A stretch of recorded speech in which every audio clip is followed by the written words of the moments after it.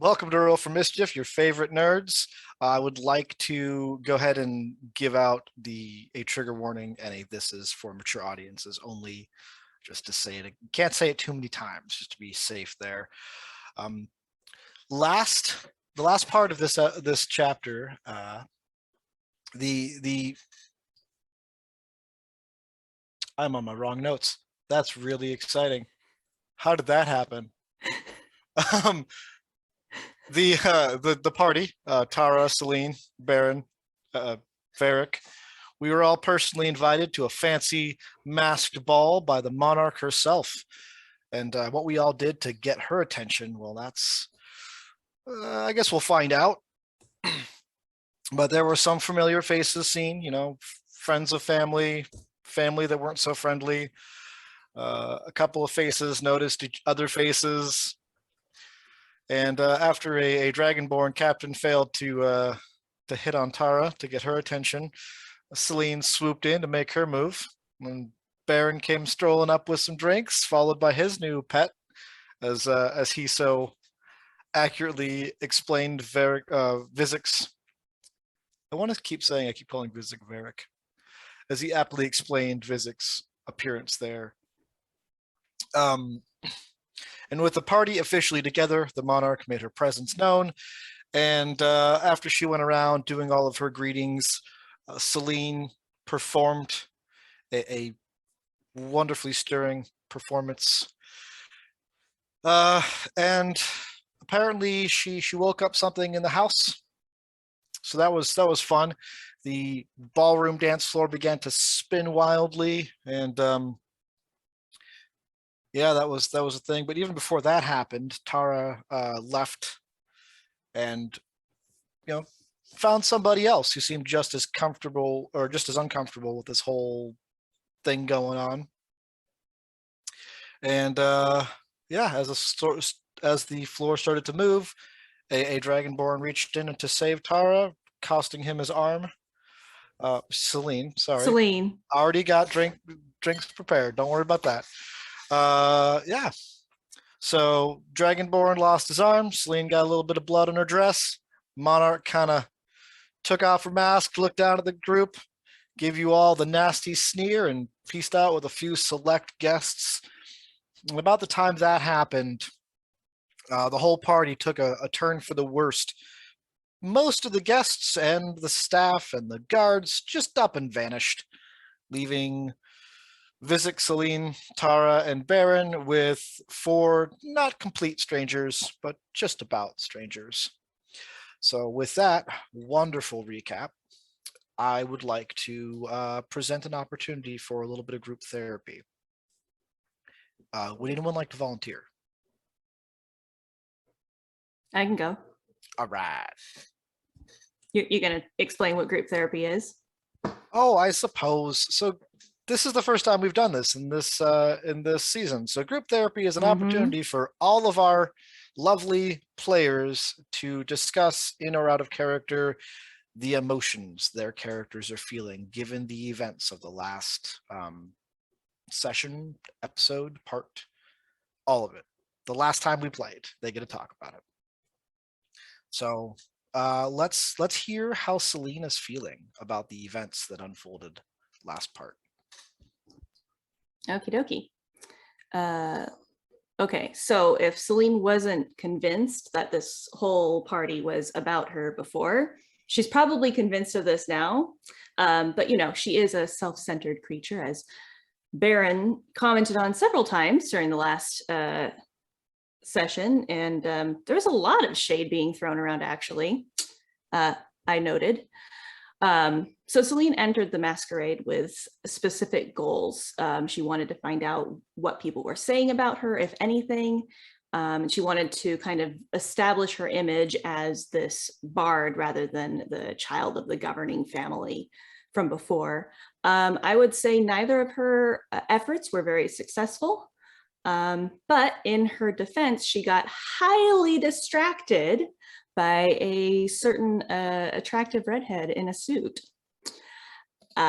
She did get one smooth move of the evening and successfully booted Captain Borstad from his attempts to flirt with Tara. But in retrospect, she feels like it didn't work as well as she liked because, you know, the moment she started playing music, Tara was out the door. And that was actually kind of devastating for Celine. She's young, she's sensitive. It was a lot harder on her than she let on. But all of her dreams and plans are just completely exploded right now because, you know, this thing happened at the end of her set. She thought she was going to do a nice thing to show off what she could do. And instead she triggered something. And now she's really terrified. She's never been in a situation like this before, where it might actually be life or death. She just saw a guy lose his arm.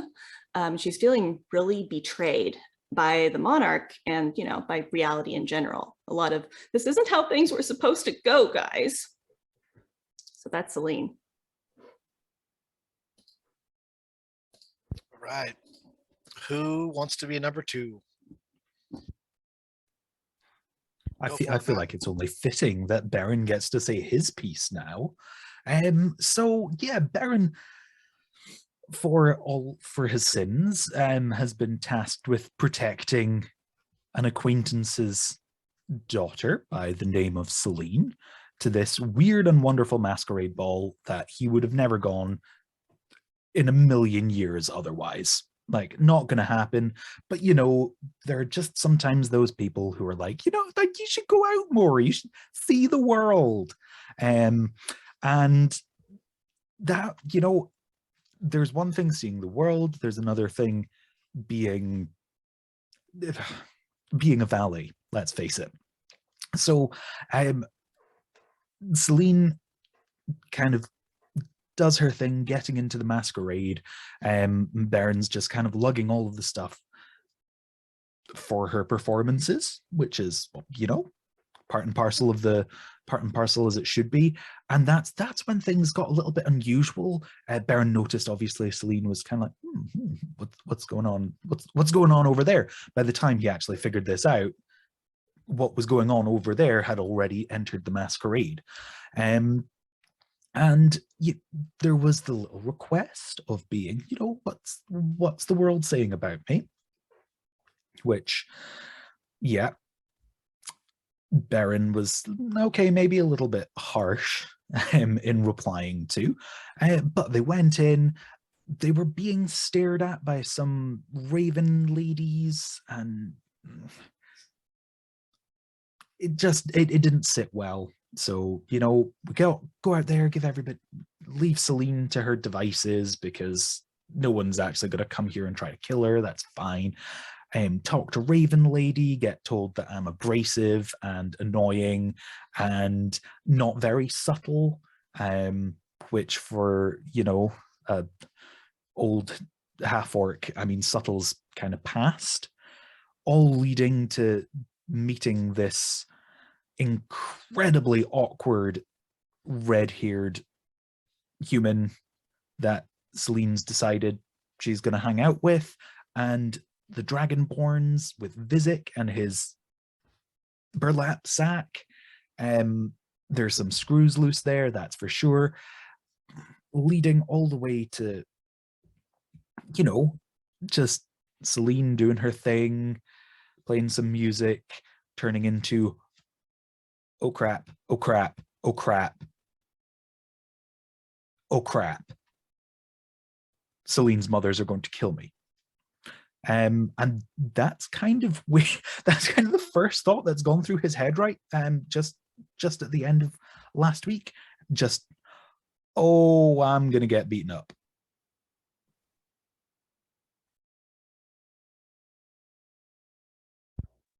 I assume that's your endpoint.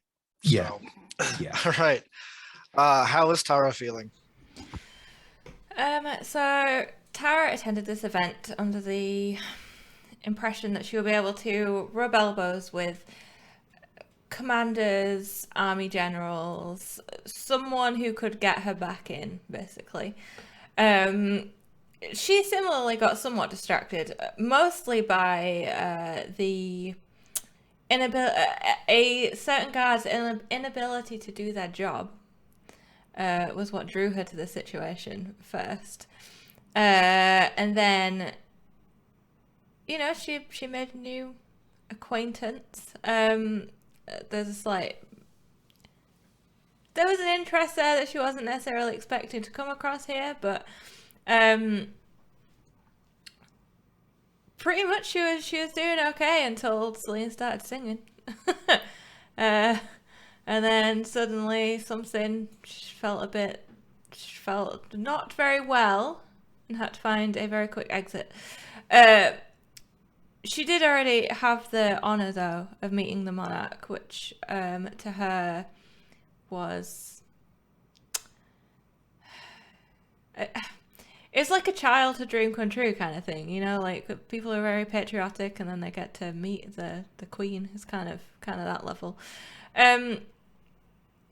So she left and saw none of what went down in the ballroom. She spent some time outside with this Goliath Amelia woman, Yeah. and her pet Spectre the Drake. Yeah, there we go. I remember these characters because I have notes. She did have to sit down for a bit. She kind of took a little bit of time to meditate, composing herself. However, this time was interrupted by a lot of noise, a big loud crash from inside the ballroom, and a lot of screaming. So she has gone running back in. At this point, we haven't really seen her see the situation. So, I mean, what's immediately on her mind is what is happening and kind of jumping into action. She's ready to defend people if she has to. It's the old soldier initiative is kind of kicking in. Yeah, that's kind of it. She's not... Yeah, that's true. She very much did not know any of what had just happened. So she doesn't even have the reveal that, oh, the monarch is evil. I'm pretty sure the monarch twirled her mustache before she walked away. You stand, crouch, kneel, sit, whatever position you're currently in a room that is a grotesque mirror of the ballroom you inhabited minutes ago. The scream of pain from the Golden Dragonborn is still echoing off the walls before it just vanishes into the night sky beyond the broken domed ceiling. The metal rings of the dance floor continue to whirl, though showing signs of slowing. But with each rotation, they do, spray flecks of blood across the room. As you take in your new old surroundings, the stained glass mural on one of the walls now depicts a massive dragon standing on a mountain, head held to the sky, breathing flames, smoke covering the clouds. And below the mountain, humans and Dragonborn and other dragon kin run with looks of terror on their faces from the angry monarch on the mountain, as well as the draconic forms that are kind of encroaching down upon the valley. The banner hanging from the inaccessible balcony, the once red banner, is torn and tattered. On it is the depiction of a massive dragon standing on top of a mountain, and it looks as though the form of the dragon and the mountain are fusing together. The reception area, the balcony that was where the reception area was at, looks as though it is about to fall. And the green dragonborn who is standing up there is like slowly stepping away. I believe that's where I left him, but I'm not sure. If not, that's where I put him now. He's slowly stepping away as though he realizes he is in a precarious situation. in the bar beneath the nearly collapsing balcony, a corpse is just hanging over the bar, their hands like dangling inches from the ground. A bottle is just an arm's reach away from them. And on the opposite wall of the stained glass mural is a door that was not there before. So as Captain Borstad grimaces in pain, trying to hold the bleeding stump of his arm, what are you all going to do? I'm gonna say, like, Celine is just dazed. She has no idea what's going on for, a couple beats as she's lying on the ground, and then realizes that she's got blood on her and that Captain Borstad is bleeding out. The first thing she's going to do is turn to him, put her hand on him, and do cure wounds. Okay. So yeah, how much do you cure the wounds for?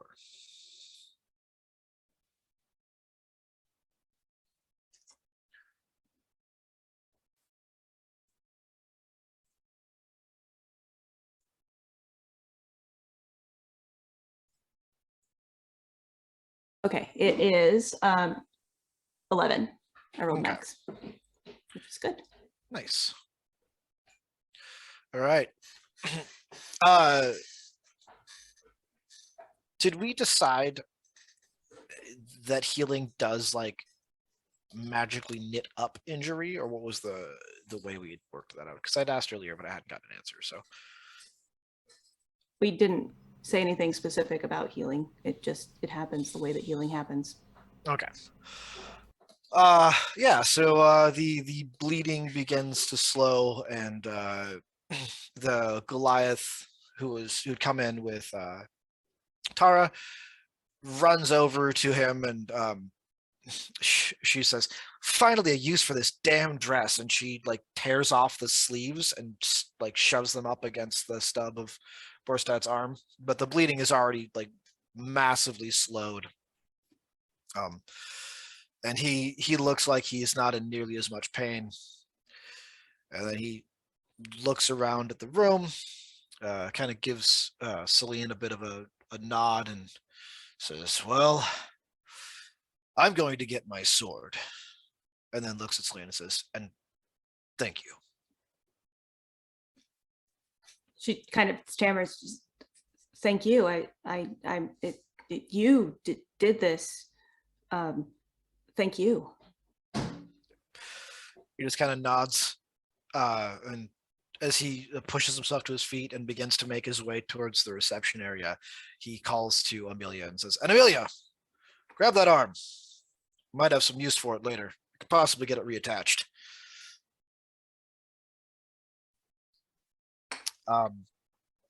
Yeah. What are Tara and Berin doing? Berin is going to run straight up to Celine when she's kind of like, I've got my head on straight. I'm going to cure wounds. Berin's going to kind of like sprint as fast as he can towards her and say, "Are you okay?" Yes, I think so. I'm fine. My moms are going to kill me. They're going to kill both of us. They're going to kill nobody. There are no witnesses here that also know your mothers.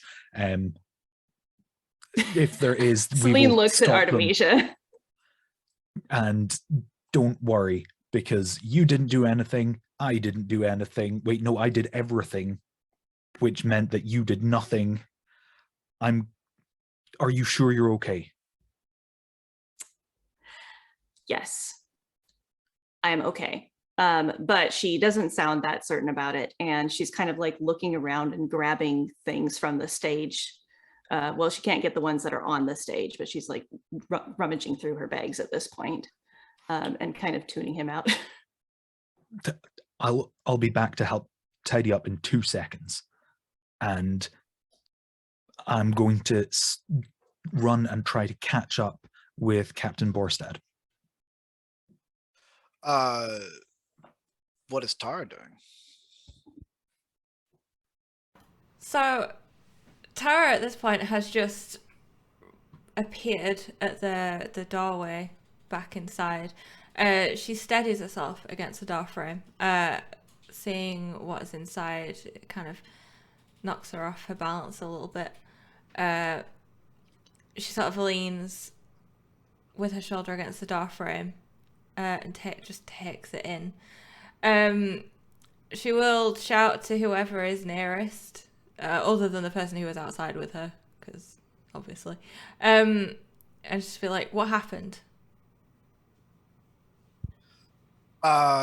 So the person who's nearest was Artemisia, which is, great because I was going to explain what she was doing anyway. She was coming down the stairs and when Celine looked at her, her sort of air of flighty regality has been replaced with the firm confidence that comes with like almost military leadership.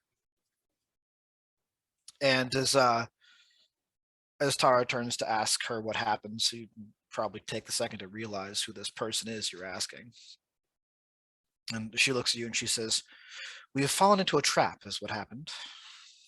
I thought this might be the case. Shit." Tara frowns and opens her mouth to say something, but decides now's probably not the time. And will instead say, "Where is the monarch?" She took the elevator on that balcony and is gone elsewhere. Good. That means she's safe. And the rest of the guests? That was all an illusion. Had to be, anyway. But why? What? That's the question now, isn't it? Why are the 8 of us here, and the monarch is gone, and everyone who was standing in this room, the dozens of people, instantly gone? Some kind of illusion, or something else. I'm not...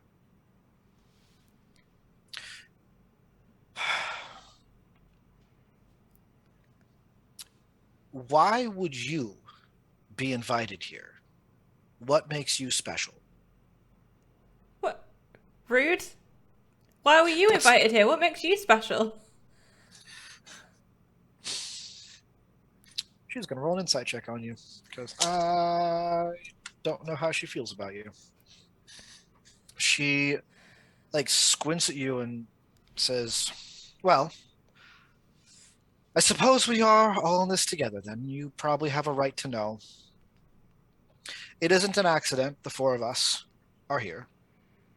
Borstad, Amelia, Matthias, and myself. We have been working together for a while now, trying to fund the rebellions that have been rising against the monarch for a while. We're trying to get some coordination happening.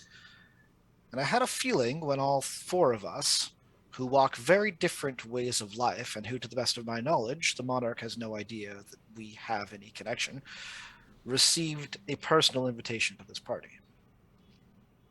I was made even more suspicious when Celine showed up. Someone who, to the best of my knowledge, has been outside the public eye for well over a year. I can't figure out why you're here. You've been inciting rebellions, but that's treason. Is it treason, or is it our civil duty when a monarch is using her power to create a tyranny over her people? I mean, good inciting acts that go against the current governing body and the monarchy that's the definition of treason. Well, I can see that I've made a mistake by trusting you with this information. I hope you can forgive me for that. She is like kind of stepping away a little bit. Tara is gonna. She pushes herself away from the wall now, like gritting her teeth a little bit. Her fists are sort of clenched. Actually, they're doing that kind of like clenching and unclenching. And she's just gonna walk straight past Artemisia into the middle of the room. Look over to where Celine and Berin are and say, "You two, are you hurt?" No. Celine think- is rummaging through her bag and doesn't really register until she like comes out with like a leather like cuirass and a sword, and then she turns and she says, "Yeah, I'm fine. Everything's gonna be fine, and my mothers are definitely not going to kill me." Okay. And then I think she's gonna try and take stock of everybody she can see in the room. She's gone into very like logical, sort of tactical brain. You are muted, Issa. Well, thank you. Captain Borstad is making his way a little bit slowly up the stairs toward the reception area. Matthias is backing away carefully off of the balcony that he was standing on. Visik and Amelia both reach for Borstad's arm at the same time. Visik got it a little bit faster and then like held it up to her as though pointing a finger. And Artemisia is now rushing up to the steps to like on the other set of stairs, trying to catch up with Borstad and Matthias. And just as Matthias gets near the edge of the balcony, it crumbles and falls forward. He jumps like the last second, and this part of the balcony just crushes the bar.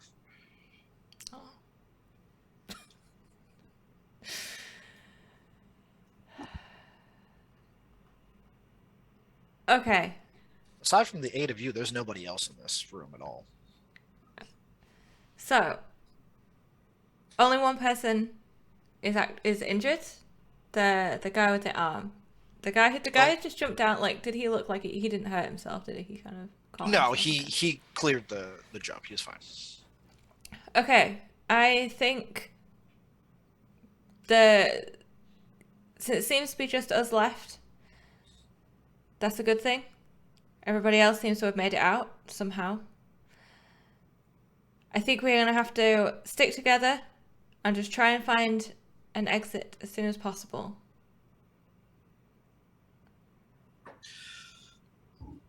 Well, that's wrong person. I'm sorry. I'll stick with that because that would work for Amelia's voice. Well, there was the entrance. We could always try that. It seems the obvious way out, but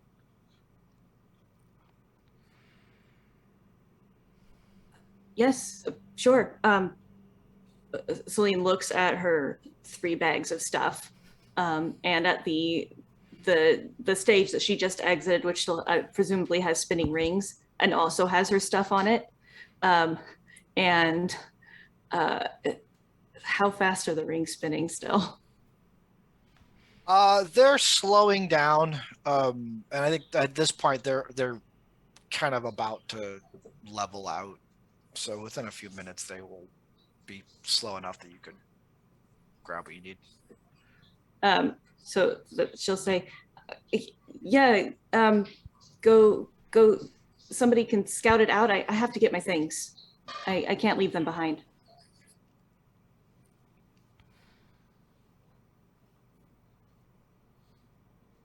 Amelia begins to wrestle the arm from Visik's grip, and she says, "You have a lot of bags. Are you sure it's wise to try to bring them all?"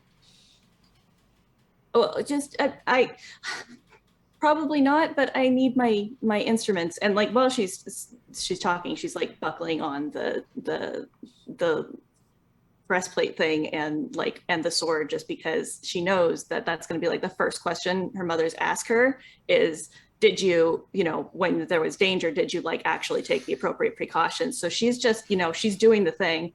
And she's like, well, I just need my instruments and my cards and probably this bag and maybe that. No, I don't know. And she's just losing her mind. Tara is going to just, mid this conversation, march up to the stage and do whatever she needs to do to get around the finishing of the spinning rings and get Celine's bags for her.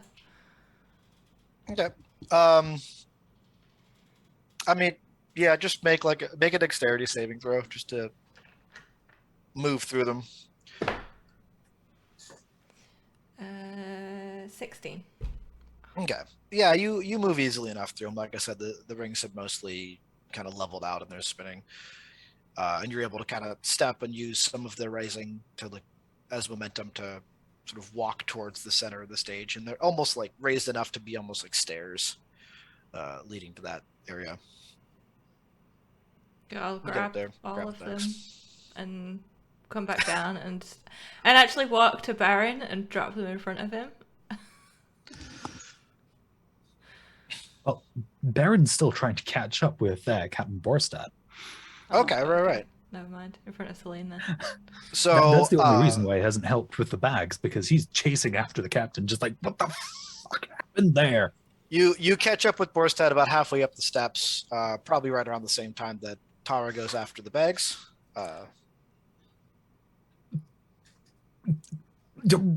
Really, you're just going to walk away after that? I mean, I do need my weapon. We're very clearly in some form of danger. From one captain to another, usually you collect your weapon with both your arms, not leave one of them back on the bloody dance floor. He looks back and says, well, what do you want me to do? It's not like your bard's going to be able to sew it back on. Yes, but there's a Dragonborn down there that I wouldn't put it past him will try to eat it. Well, if it's gone, it's gone. I'm sure I can find another one. Oh, okay, enough about hands. What the heck was that? That's a good question. If I had the answer, well, if I had the answer, I'd be smart enough to not be here and get myself in this situation in the first place. Great. It's going to be like that then. And Baron's just going to cut it short there, turn round and just run back down the stairs, trying to negotiate past the spinning discs and help Celine pack up her stuff. So as you start to go, he turns and says, "Hey," and do you stop when he kind of tries to get your behavior? Yep, I'll stop mid run down a step. Look, what's your name? Berin. He takes a step down and offers you his one hand and says, Captain Ernst Borstad. Now that we have the introductions out of the way, we're in some kind of situation. I don't think any of you is to blame, but I can't rule that out. What exactly are you looking for? But let's face it, if any of us was stupid enough to stay here after pulling that off, then you would already know about it. There is no chance that anyone who's still here caused this. Right. Which is why I don't think you did that. It's not outside the possibility, but I'm going to assume your innocence until I see guilty. Be that as it may, what do you suggest our first priority be? Because me personally, I'm going to get the fuck out of here. Well, I applaud you, but in self-preservation, I'm going to get out of here before you with Celine so that her mothers don't track us down. Okay? And that's it. He's just kind of, nice meeting you. I appreciate it. I have a job to do. Cheerio. All right. this whole time, Celine has been cursing under her breath, and like putting her fiddle in the case and like putting her balalaika on her back and like stuffing the flute into a pocket and like trying to grab other things that she can shove into like one bag, and it's completely a mess. Like she has no idea what she's really doing.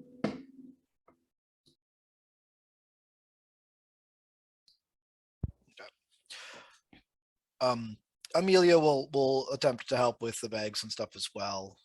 The other three are kind of converging up into the in the I forgot what I called that place earlier, reception area, and making their way towards the antechamber. Visik is kind of meandering over, kicking at some of the rubble by the balcony. He grabs the top, like the remnants of the glass bottle that was, by the bar, and just kind of shrugs and chucks it across the room. And as you are all kind of like converging just in this area, getting the bags together, that single door on the wall opposite of the mural, you hear it begin to creak open. Turn to look at the door, which I had forgotten was there. It's new. Yeah. It is like just a single, not very remarkable wooden door, and it is slowly creaking open, and it stops when it gets to maybe about a foot and a half open, and you can see like what looks like moonlight pouring through the crack. Tara will step in front of Celine, so she's between the door and Celine, and reach into the inside of her suit jacket. I'm just imagining a modern day suit. You're just gonna have to deal with it. And it's like, this is like, all I can imagine it being is like Doctor Who style, like pulling out, like how he would pull out his screwdriver, but instead she pulls out her wand, which I have her real wand here, and she will pull it out and sort of hold it, pointing towards the door, at the ready for whatever, if something's about to come through. You all wait for a few minutes, or not even minutes, a few seconds, for the door to do more. And then you hear a voice boom from the reception area. Well, fuck! The front doors are locked too. Nothing happens with the door you're all staring at. Celine will like wrench herself away from her collecting her tarot cards, and shout up toward the balcony.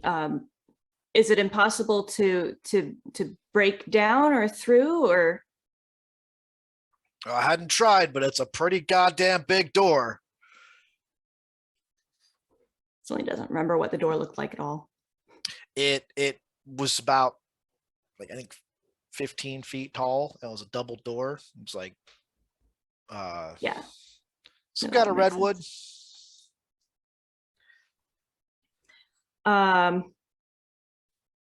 All right, and that was the only way. The gardens. The gardens are an option for sure. Also the other thing is, this whole time, when Tara brought Celine's things to her, Celine did not look at Tara, and found ways to be extremely busy the whole time that she was there. I'm gonna retroactively also just add in a quick one description, as I realize that does not translate well to podcast form. When you were showing your wand. Oh yeah. Well, Matt, you have work to do. You can cut this bit. You can cut this bit and put it there. It's fine. She will pull out a actually strikingly delicate looking wand. It does look to be made of glass. One end, the handle end, is like a turquoisey blue color, and it sort of fades into a orangey red color that kind of reflects the color of her hair. You can see like little flakes of something in there, but without like a close look, you wouldn't be able to tell what it was. And it is sort of twisted around on itself, so it's kind of like a swirly design.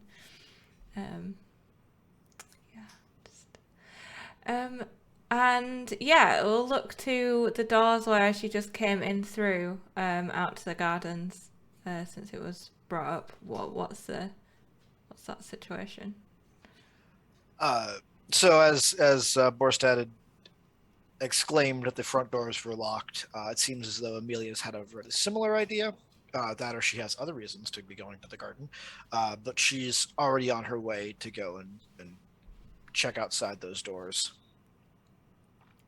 As she opens the doors, a drake, probably about about maybe 2 feet tall, comes bounding in, wagging its tail, and you can kind of see that the colors of its scales shimmer and change just a little bit.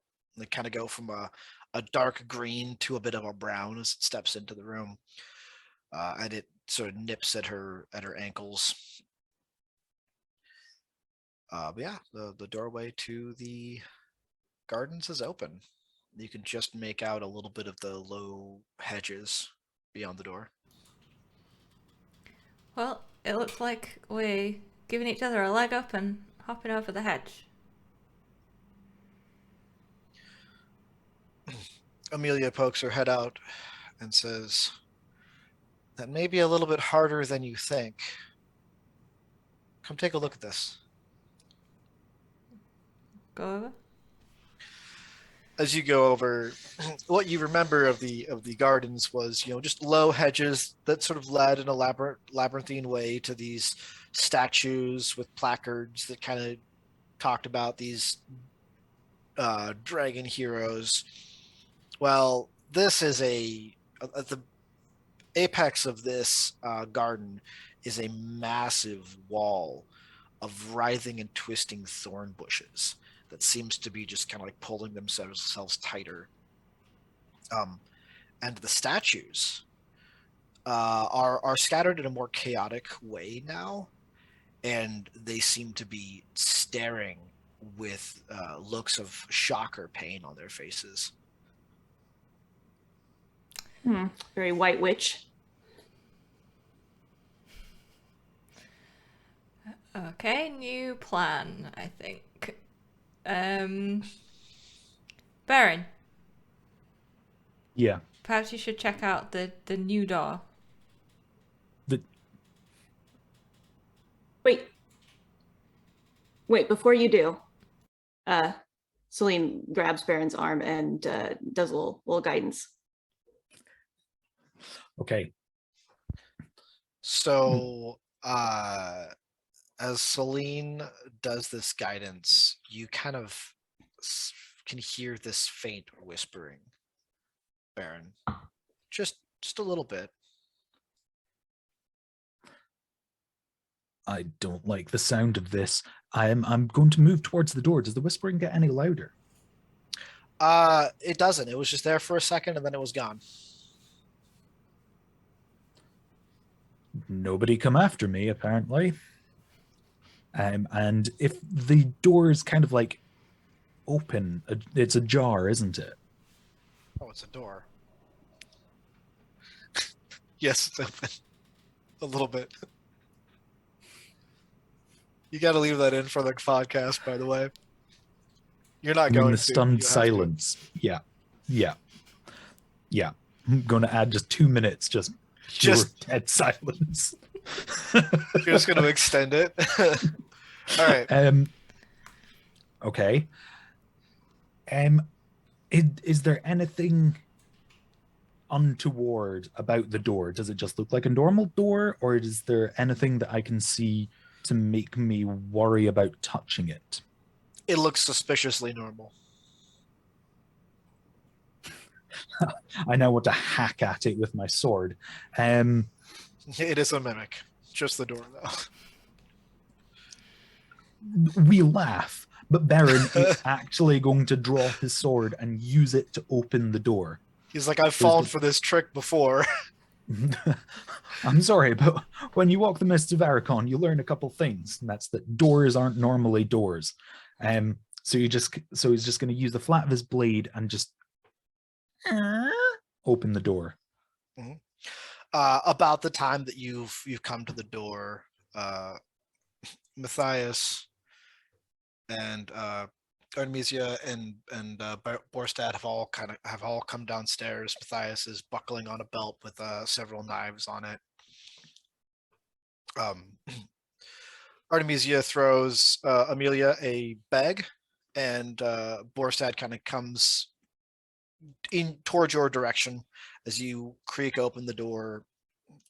You see that it leads to a small stone patio flanked by two statues, and then beyond them is a courtyard that is overgrown in weeds. There is a fountain in the middle that seems to be just covered in moss. It looks as though there are three statues in the center of the fountain that are holding up a bowl, and that's the spot where the water would come out and then spray down and run down into the lower part of the fountain. And the whole courtyard is just bathed in moonlight. Do the statues look like the statues out in the gardens? Do they look Tortured? terrored? Yeah. I would say from your perspective, you could not do a proper investigation from there. The statues by the door, however, stand at about 10 feet tall and are in the exact same positioning, both with a great axe at their the head of it at their feet and the handle up with their hands kind of pressed over top of it. But they seem to be carved identically, and they're of like knights in full plate armor. Okay. So, so I'm going to kind of convey this all back to the rest of the room. Be like, there's more. There's a hell of a lot more of those statues through here, and apparently a courtyard bathed in moonlight. It's slightly worrying by the looks of things. I'm right. Celine will come up, dragging one of her bags because she just can't let it go. She's like stumbling over there, dragging a bag very ineptly, and then like over Baron's shoulder, kind of peers out and sees what he sees, and sees the two statues and says, "Don't touch them. What do you mean? Don't trust them. Don't trust anything. I'm pretty sure I've heard a story somewhere that you don't assume that everything is what it looks like. Well, It doesn't look benign." You raise an interesting point, but it's either scary statues out this door or scary statues out that door. Either way, I'm seeing scary statues. Celine, still kind of peering around Baron without like obviously going through the door, is going to do an investigation. So I shall roll. Please do.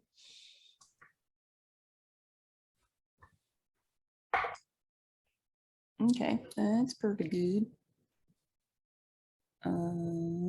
That would be a 19. All right. With a roll of a 19, you take a good look around the door, around the kind of the platform area. You can see the statues from what you can see, and what you notice is that the patio that the door steps out into, it raises about an inch higher than the actual bottom of the door, and it has a clean groove around the whole patio, and then there's like kind of a lower stone ledge around it. And it's clear that this is some kind of pressure plate. Okay, she'll say that immediately to Berin, and point out the groove and stuff, and say, like I said, I don't know how we can get out of here, but it should not be by crossing that patio. This pressure plate, is it just the one? It's one really big It's one, right? the whole patio. Yeah. Yeah. It's probably about a 10-foot diameter. So with your youthful eyes, I mean, what if we trigger it but not actually go on it? Do you think that would get rid of the trap but also leave us free to get across? We can try. She looks down at her bundle. Could try. I just spent a whole bunch of time getting this all together. Oh, don't. I'm sorry, but your mothers were very clear. Neither you nor your personal effects are allowed to get into trouble. Now, if I use your personal effects to trigger this thing, then let's just face it. It wouldn't be good for the both of us. Out of Go on. never mind. I'll ask my question when it becomes relevant. Go ahead. Tara, get over here. Does he even know her name? I don't know if he eventually knows her name. Did Celine? We spoke. They spoke, but did you introduce each other like yourselves? The monarch did call all of you out by name. In front of each other. Did Celine leave any bags behind? She's only carrying one. Tara will bend down and pick up one of them and sling it over her shoulder.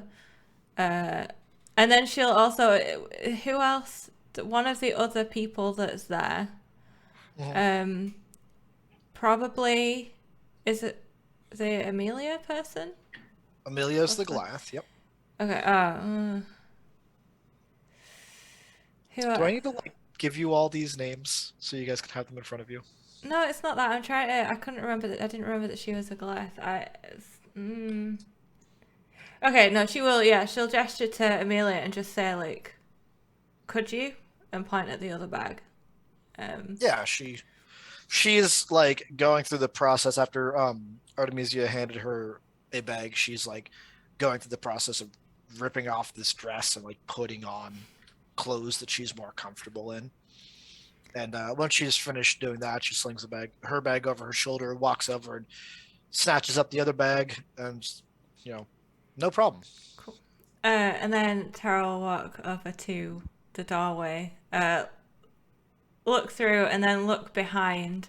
I mean, the room is pretty damaged anyway, right? So she'll say, "I'm not sure if it's made for a person amount of weight, then perhaps a bag wouldn't be enough anyway, unless you're carrying around a person like weight in there.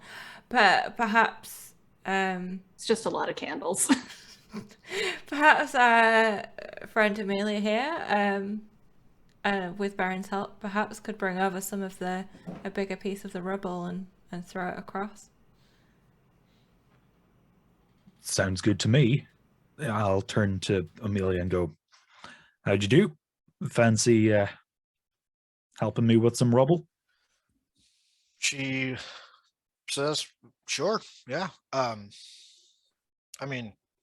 don't see why we all can't do a little bit, but yeah, let's do it."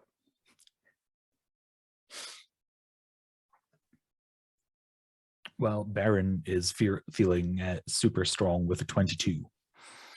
You got time. You can all just grab bits of rubble, and you're talking about just taking it and putting it on the pressure plate. Yeah. So that does invalidate my original question, which was how much does Celine's luggage weigh?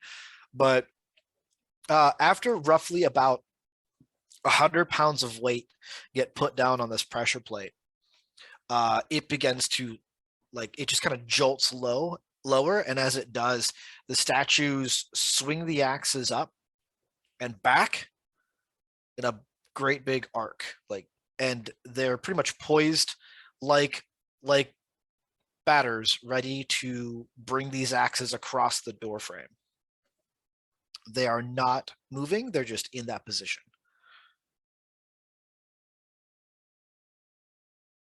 Okay. So the courtyard, aside from the fact that it's got a pressure plate with a trap and all that stuff, does it look like if we were to bypass the trap somehow and get out into the courtyard, that we could then potentially escape over the wall or something? You were looking in the door earlier, so you can kind of get a better look at the courtyard. So it is set into the middle of the house. You can see there's shaded overhangs around the lower part, and then the house kind of comes out and it's up, and you can see the towering spires of the house. But yeah, this is dead center, seemingly dead center of the house. Okay. Well, I don't know if there are any other places to go to.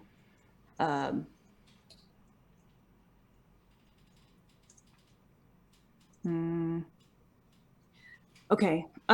Celine steps back and gives other people a chance to look at it and assess it as well. I would like to just sort of, in the midst of all this, sort of, Tara places a hand to her chest. She looks as if she's just catching her breath a little bit. But I am going to cast Mage Armor. Okay. In that moment. Just, those swords made her a little bit. Just gonna do this. Matthias comes over and Matthias is a different character from a different game.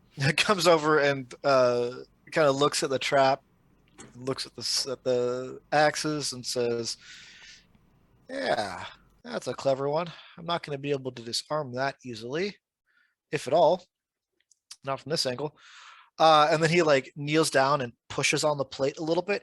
It wiggles a little bit under him putting some pressure on it, and as it does, you see the axes arc back as they do, and then when he lifts his hands, you see them kind of just drop down an inch as though they're just beginning to move quickly.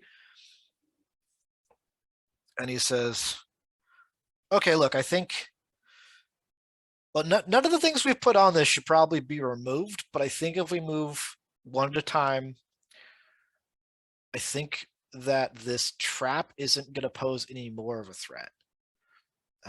If my assessment is right, those blades will only be released when the weight comes off of the trap." Well, that's just sneaky.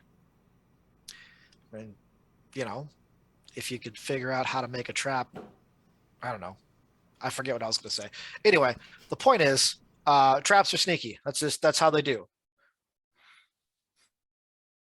Thank you. Thank you for that affirmation of my character. I do appreciate it. Right. Celine, do you have everything you need? She goes back to dragging her bag. Yes, probably. Right.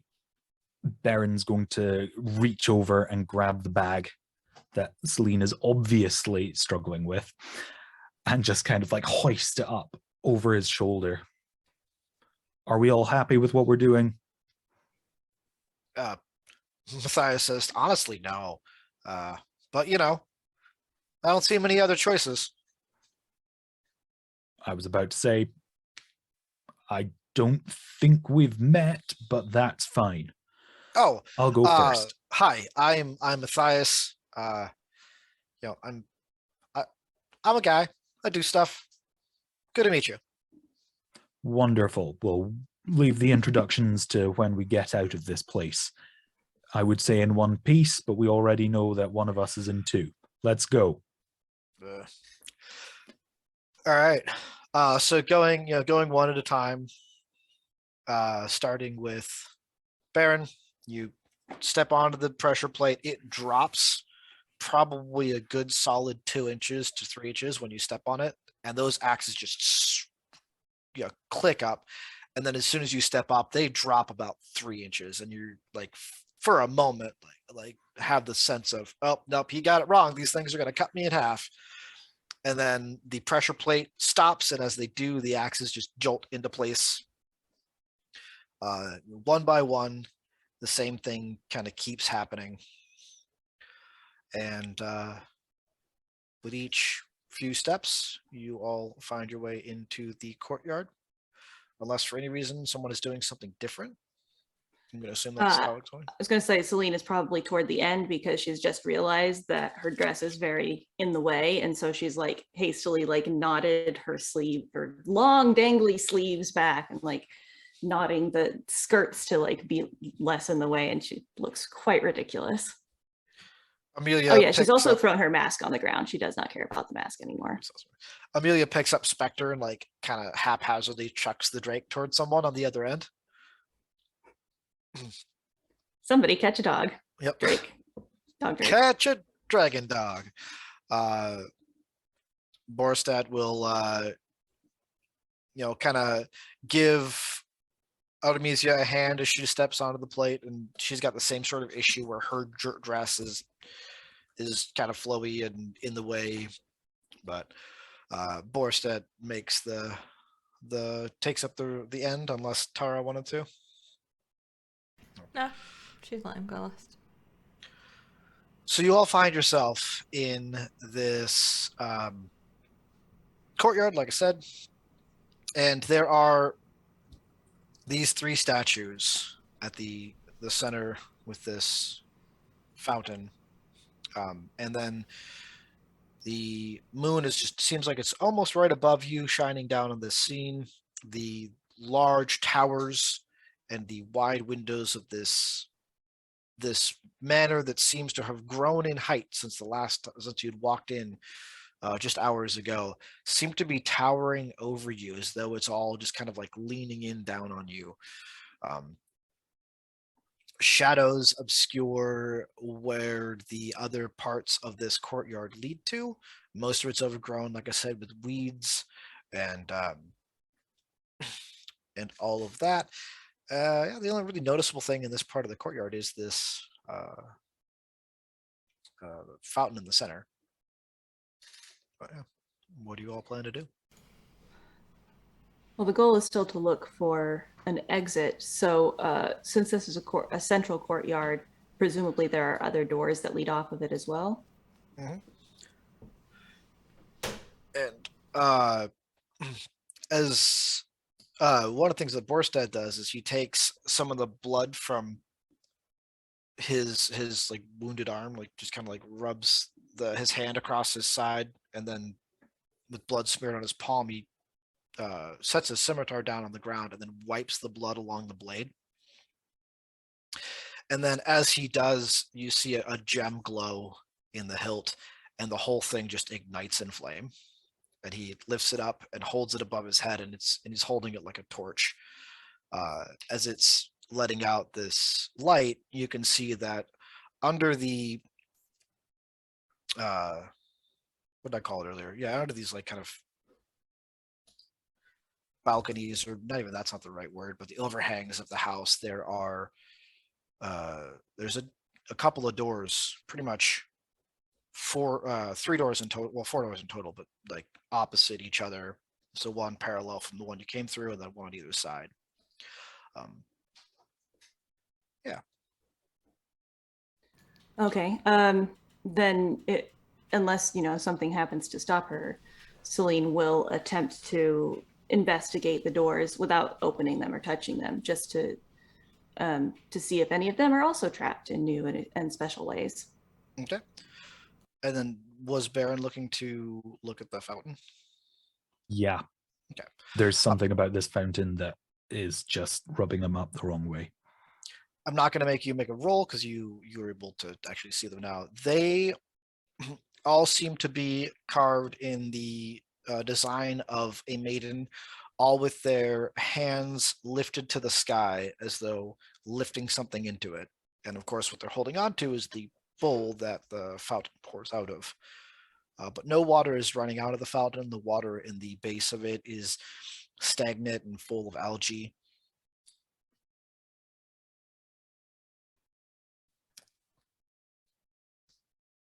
Ooh. So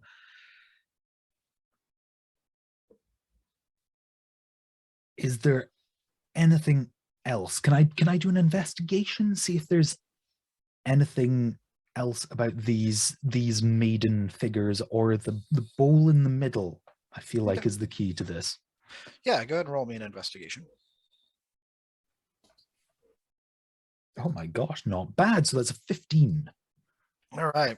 As you look at the bowl, you see that the bottom of it is kind of carved to look like it has rays coming off of it, almost like the sun.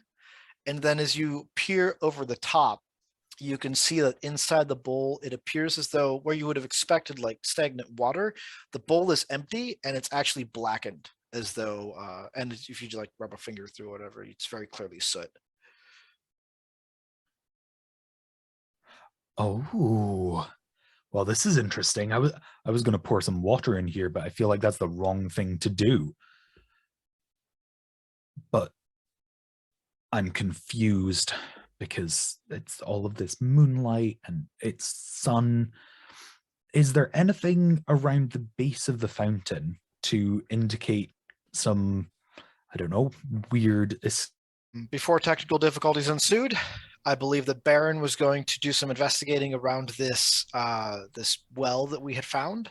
Yes, So indeed. it's not even a well. I keep using that word. It's a fountain. So yeah, go ahead and take her away from there. Yeah, so obviously there's something weird with this bowl that these maidens are holding up. So I'm gonna check the base of the fountain, see if there's anything that might insinuate that there's some sort of like movable stones or something like that, which would indicate that, you know, there's kind of like a secret passageway or something. Okay. Go ahead and roll me an investigation check. Ooh, that's a 15. Why am I taking shots? Because it was a fountain and you called it a well. Oh, that's fair. Whenever I screw up any name. All right, 15. As you look around, you search high, you search low, and you even do some like digging around the base of the fountain. And this just seems to you like a sturdy stone fountain. Even like digging at the base, you can kind of tell that it comes out underneath the ground. Like the stone kind of continues to go, so it's wider underneath than it is visible above ground. But there is some sort of pump mechanism that would bring water up. Although the only indication you have of that is the fact that there's a spigot at the top of the fountain, And around where it was all Berin sooty knows and what burned. spigots are. Yeah. But no, the idea of this this thing going into some sort of room underneath or whatever, you don't have any evidence of that. But one other thing you do notice is that each of the maidens has a like chain necklace, and there is an empty space where a amulet could be for each of these necklaces.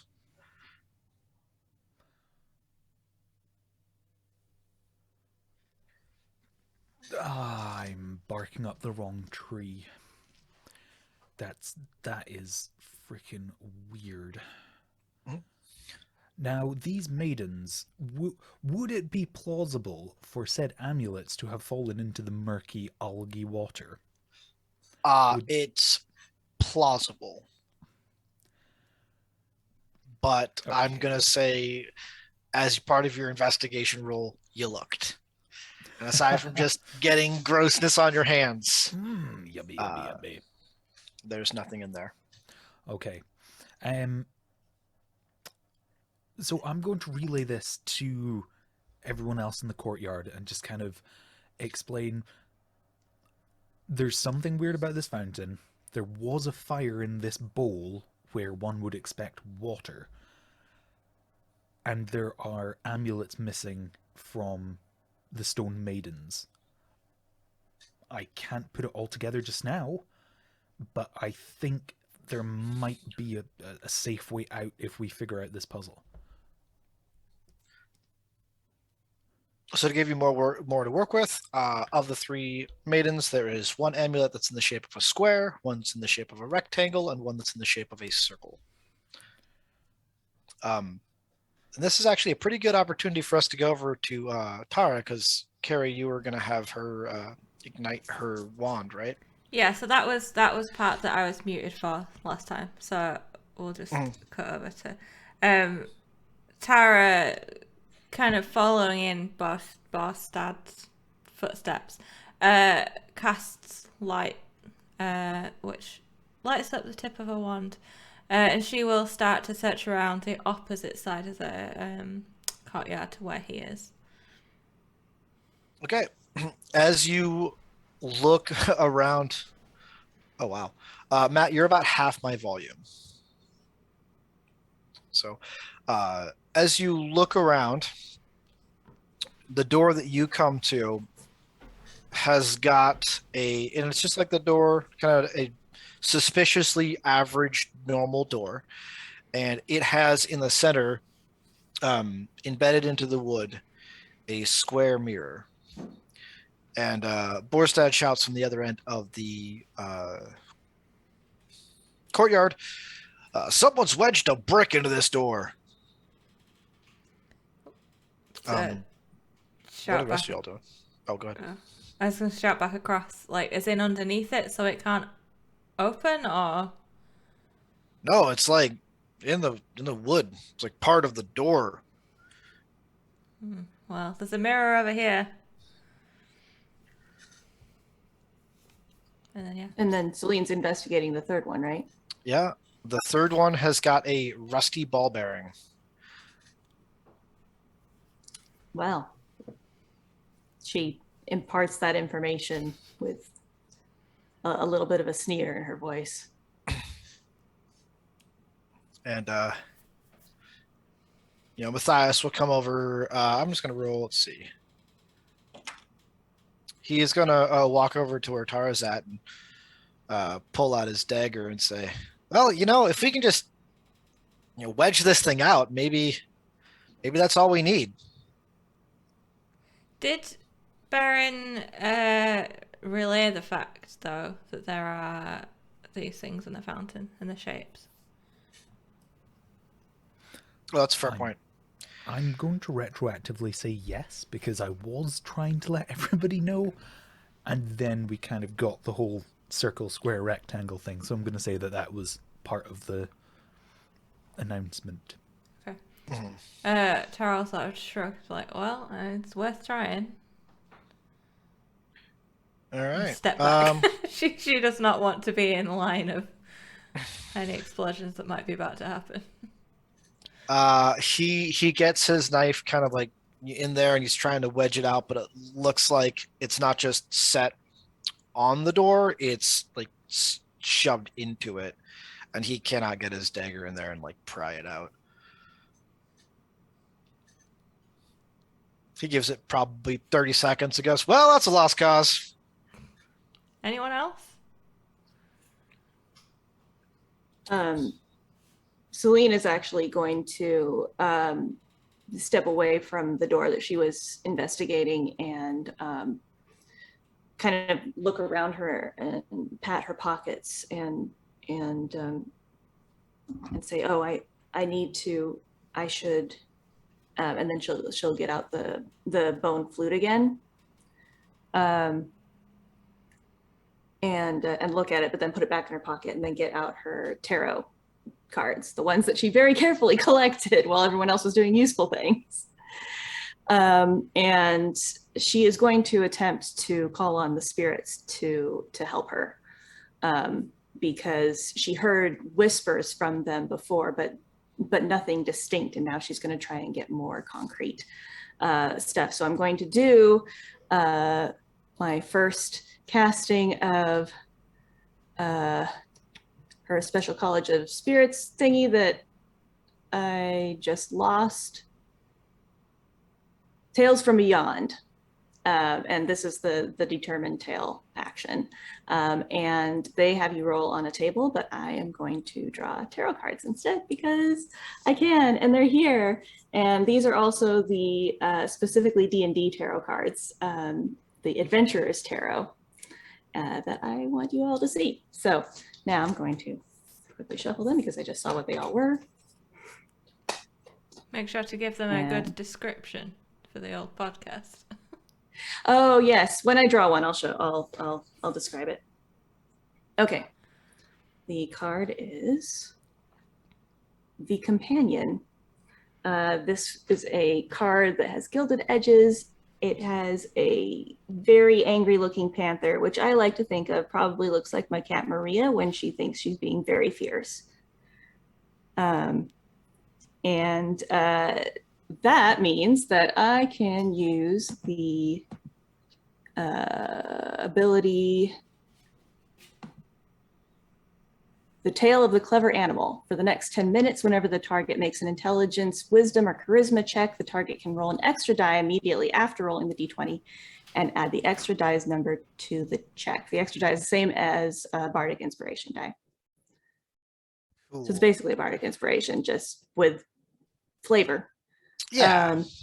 But that's something that I can hold on to and then bestow it when I think somebody needs it. Okay. Cool. And because I wanted to draw a card. All right. I was trying to think if I needed to flavor that with anything else, but I think you did well enough with the card drawing. Well, I'm sure that spirits are whispering as she draws the cards.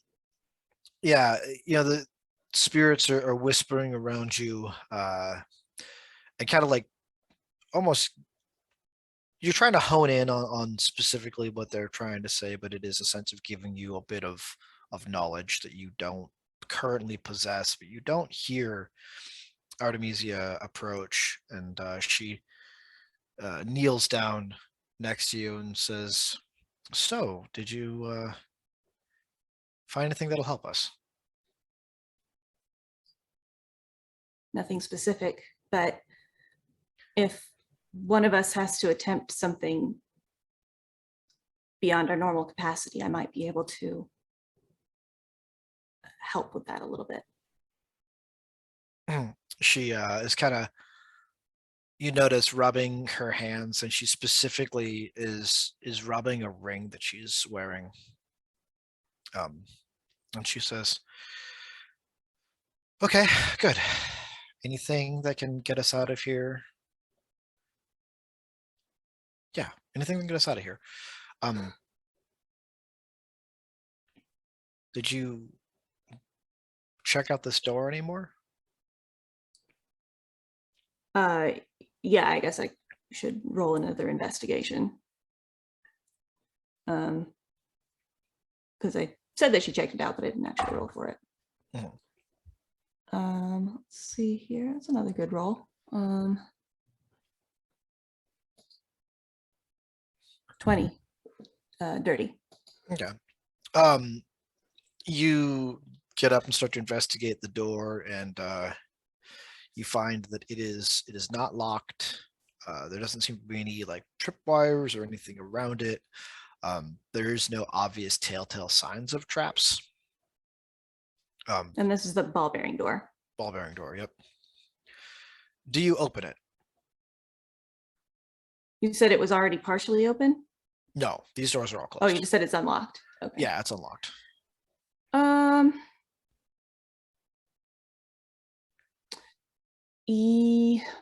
First she's going to, if she thinks it's safe, just see if she can dislodge the ball bearing from the door. Okay.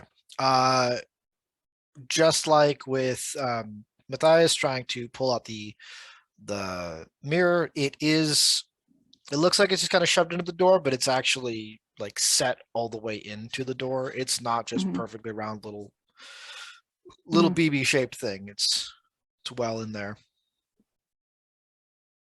Does it correspond like angle wise to um, the maiden in the center with the round pendant, Yeah, this one would parallel that like a one. direct line? Because that, and then the other two are like kind of more kitty cornered to the doors that is the square and the Oh, mirror okay. door and the rectangle and the brick door. Because there are 3 statues and 4 doors. Uh, But yeah, this ball bearing one is directly parallel to that door. mm, yeah, why not? Okay. She's gonna open the door. Not All right. open it all the way up, and she's not gonna like put herself through it. She's gonna open it just enough to peek through. You open the door, peek through. Artemisia kind of is looking over your shoulder, and the door opens into a long hall that's about, let's see, 20 feet wide, and it looks to be about 100 feet long. And the floor is made of stone, and the walls have got tiny little holes in them. Not tiny, but like probably about 2-inch in diameter holes in them. That looks trappy. Yeah, very obviously trappy. Maybe They we should look probably at some just of the other shoot ball doors. bearings. Yes, let's look at other doors. And then Celine kind of starts paying attention to what other people are doing. Okay, what are other people doing? I will, after having kind of looked over my shoulder and seen that Celine and Artemisia kind of opened up this other door and then seemed to have changed their mind about it. I'll look to Matthias and be like, well, might as well look down ours, I guess.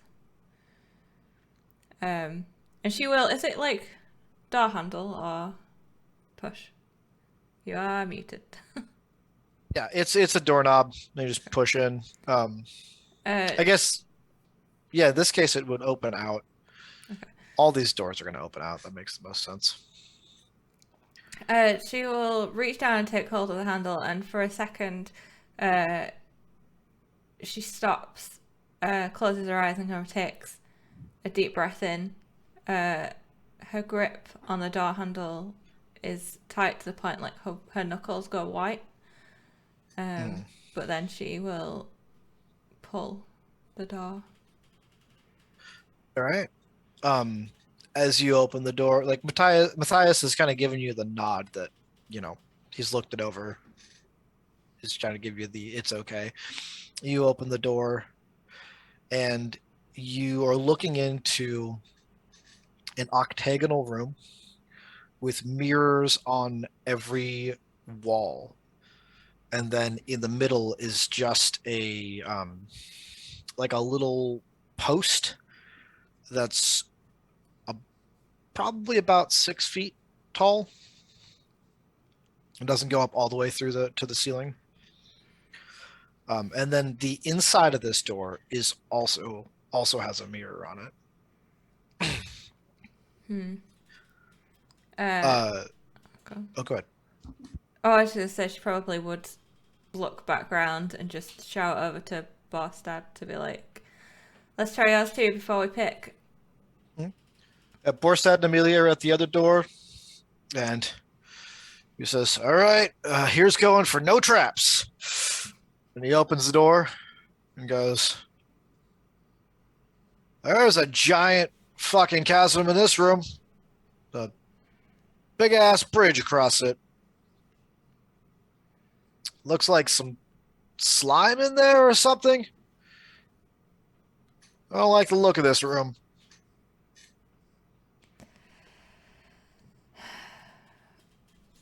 Well, perhaps.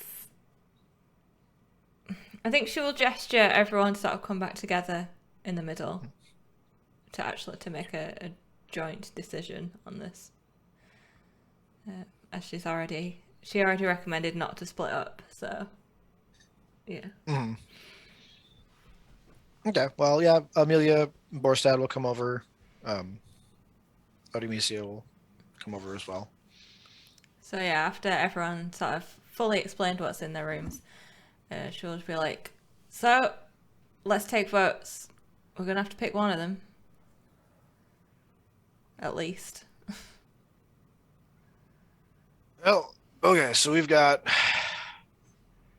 room with holes in the wall, room with a giant slime chasm and bridge, and room with a bunch of mirrors.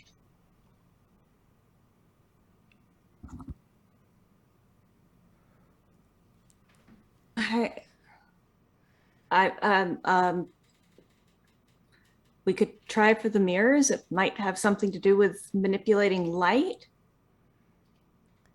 It does on the surface look the least initially dangerous.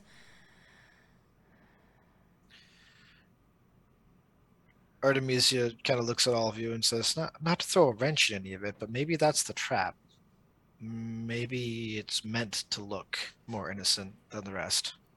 Well, you're probably right, but judging by the slots in the statue, I'm gonna guess we might have to do something in all of them anyway, so That's a fair point. get the worst one over with.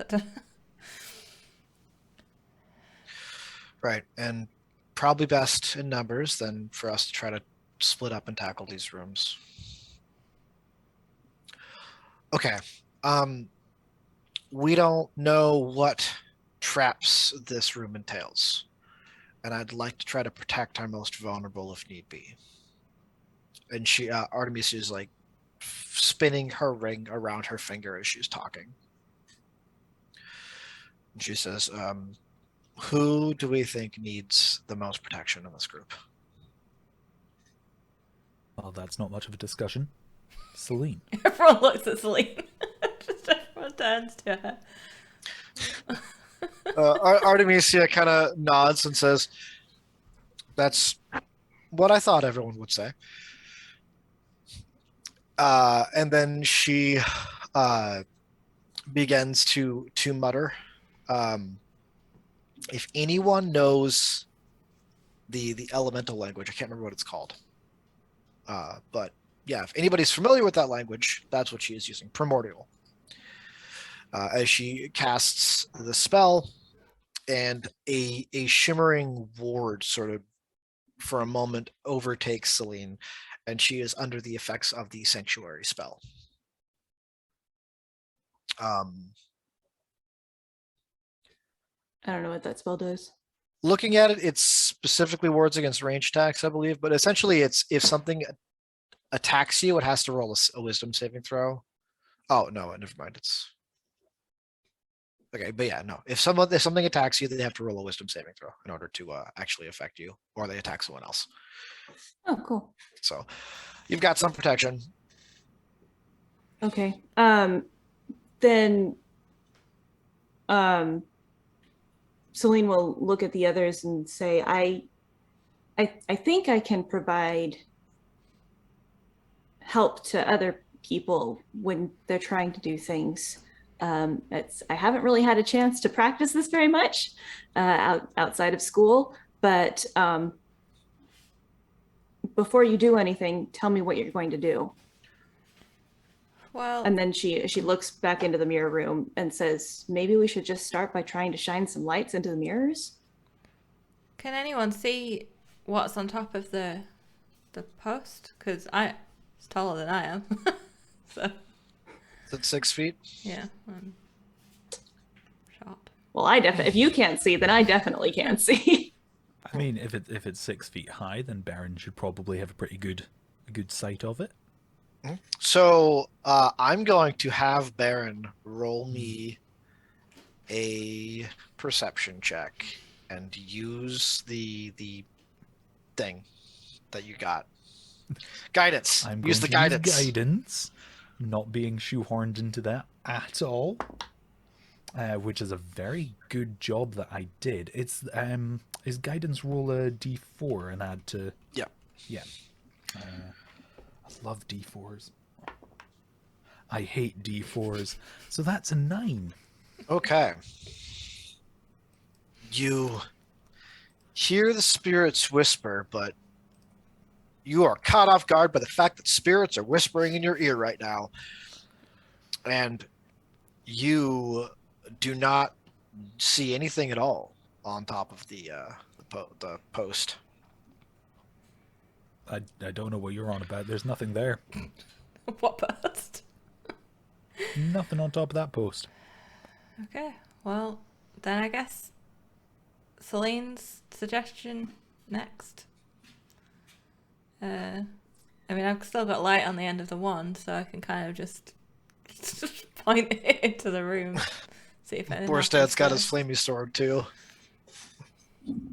So you and Borstad can simultaneously shine light on the situation.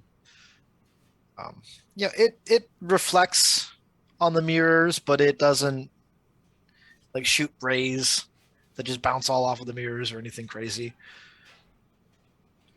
Like your light is essentially the equivalent of turning your phone flashlight on and looking in the bathroom mirror. Mm. And Borstad's is the equivalent of holding a flaming sword up and looking in the bathroom mirror. Yeah. I then am going to cast Detect Magic on myself. All right. Okay, I was waiting for this. So, the post is magical. I don't remember if you have to roll to know the exact school, or if you just I can don't see think magic so. auras. No, I think you can just see it. You can just see it. But the post, or rather specifically, there is something on the post giving off a magical aura, and all of the mirrors are also giving off a magical aura. You can also tell what school of magic it is. So Yeah, I'm just looking up that because I can never remember if you need to make a Arcana check for that. you don't have to make a check. It's an action, but you don't have to. Oh, okay, it's the action. That's what it is. Yeah. So if you use your action to detect, the school of magic on the object on the post is illusory, and I need to look at a certain spell to figure out what school it is because I never know these spells, these schools. Thank you for actually sending me to the right thing. Okay, what is that symbol? Oh my god. Hate schools of magic. Abjuration. That's it. Okay. The mirrors are all abjuration magic. That doesn't mean anything to me. Tara, to be fair though, it would to Tara. She would understand what kind of. Okay. I mean, the illusion one you figured out, right? Yeah. So like in general, what kind of things does abjuration do? Like, Isn't it like protection and alarms and things? Yeah, it's a lot towards like the observation school of magic. Not divination, but like I think it's a lot of protection. It's a lot of like the sanctuary that, Like that is wards. cast on Okay. that's cast on hers on Celine is abjuration. Yeah. Okay. Wards, protection magic. I think haste is abjuration. So yeah, Tara will say the post in the middle seems to be some sort of, or at least have some sort of illusion magic on it. The mirrors, abjuration, which seems odd, unless it is some sort of ward, which could potentially trigger some sort of trap because it's protecting something else, I guess. But I don't know what's going to trigger it. I don't know if it's us going in the room. I mean, perhaps the door also seems to have a mirror on it. Maybe if one of us dares go in and we keep the door open.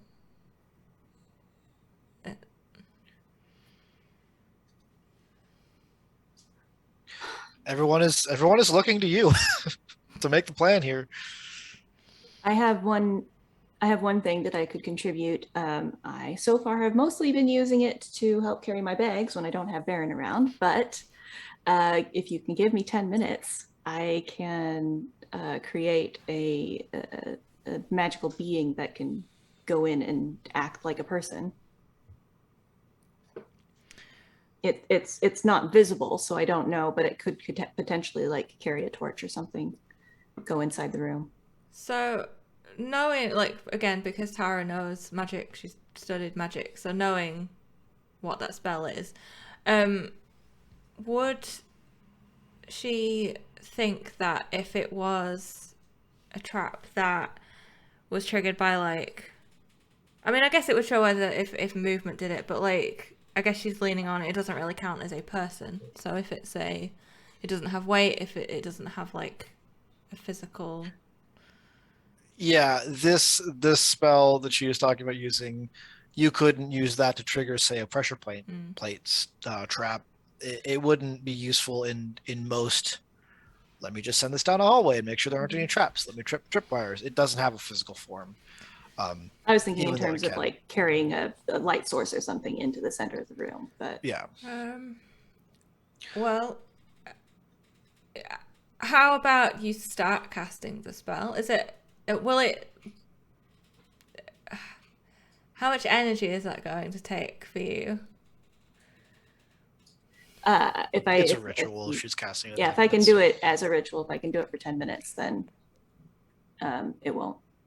Okay, so perhaps you could start casting it, but in terms of getting light in there, I mean, we could potentially just light some fabric from what's that sword and throw it in, and if it's a light into the room situation. Okay. But I'm leaning towards something's going to happen when this door closes and there are people inside. I feel like there's a whole closing the circuit situation. Yeah. Well, Celine's going to go start casting her ritual. All right. What are the rest of you? What are the other two doing? Berin? Been quiet for a while. Baron's just kind of sitting on the fountain, on the ledge of the fountain, just kind of stretching out his legs, just cross-armed, just kind of trying to figure out how there's not anything that he can hit. He's kind of a bit confused as to how to go about this. He was sure that it was, it's like, oh, there's got to be a secret trap here somewhere. Or a secret passageway, even. And all of this talk of closing circuits and lights and all this, he doesn't know what to do. It's not as simple as, right, we need to break out of here and everyone's going to be happy, because there's nowhere to break out to until we can figure this out. Visik comes and sits next to you and puts a hand on your shoulder and says, "Do you like your own reflection?" No. Ah. The good news is there's only one eye, so I can see half as much of me. Well, I've always heard that breaking mirrors causes some kind of bad luck.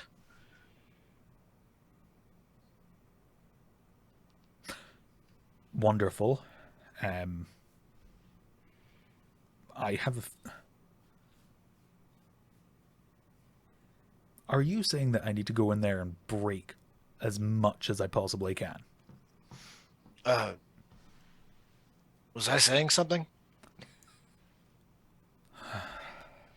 It's never easy. It's never easy. Yes, you were saying that, broken mirrors, bad luck. Oh, yeah, right. No, superstitions. Nobody believes those things. Me, I only see... I won't tell you what I see in the mirror. Tell me, what do you see in the mirror, Visik?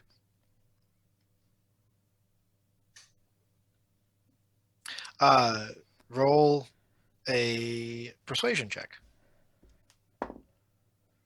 Don't think that's going to be very happy, but yeah, that's going to be a 10. So as you wait for Celine to do her ritual, the others kind of deliberate.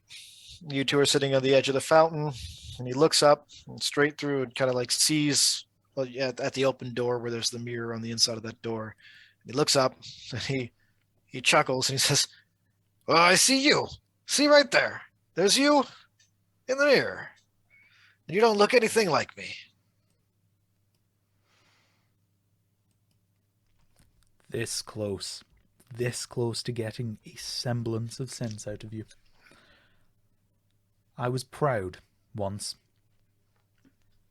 about 30 seconds ago. Now I'm just disappointed. So at that, Baron's going to stand up, and stretch up a bit, and make his way towards the door with the mirrors. Okay. And when he looks inside,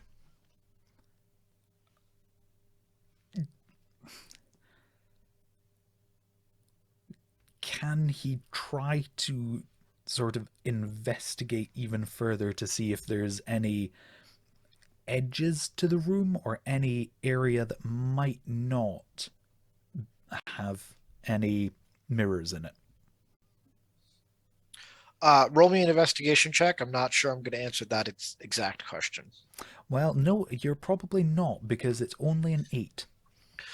Yeah, there are no mirrors on the floor, and there are no mirrors on the ceiling.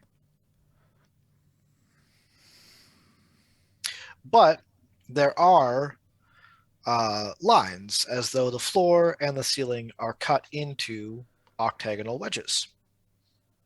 Each of them kind of point out, like triangle out from the center, pull, and go out and meet at the edges of the mirror where the wall angle changes.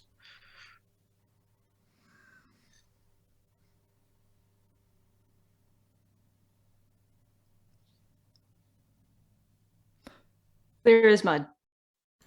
Is he thinking this stuff out loud, or is it?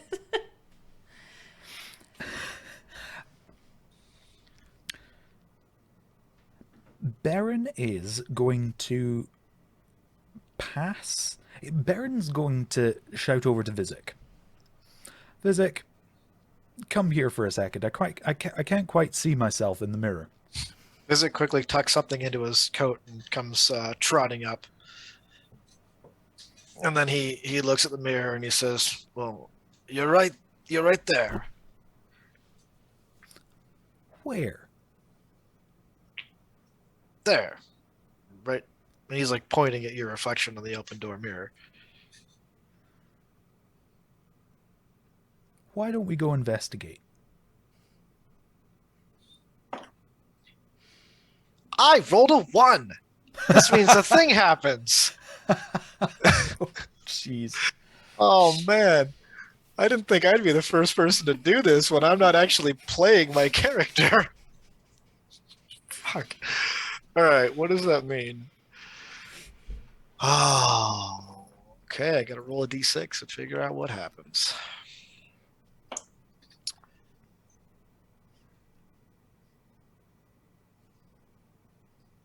Okay. Visik begins to just look around in a very distracted way. And he starts to move, and it's as though he's moving slow. And you can kind of see almost tracers of his movement. What were you going to do?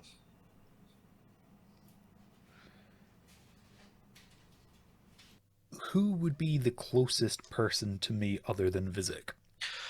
I'm guessing Celine got some space to do her ritual. I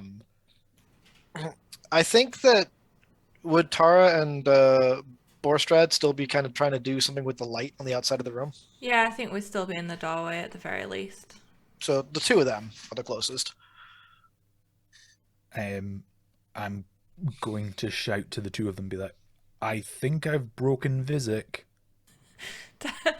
Tara raises an eyebrow as he is right next to her, shouting in her face. I've broken Visik. And just say, okay. Did you have an idea about the room?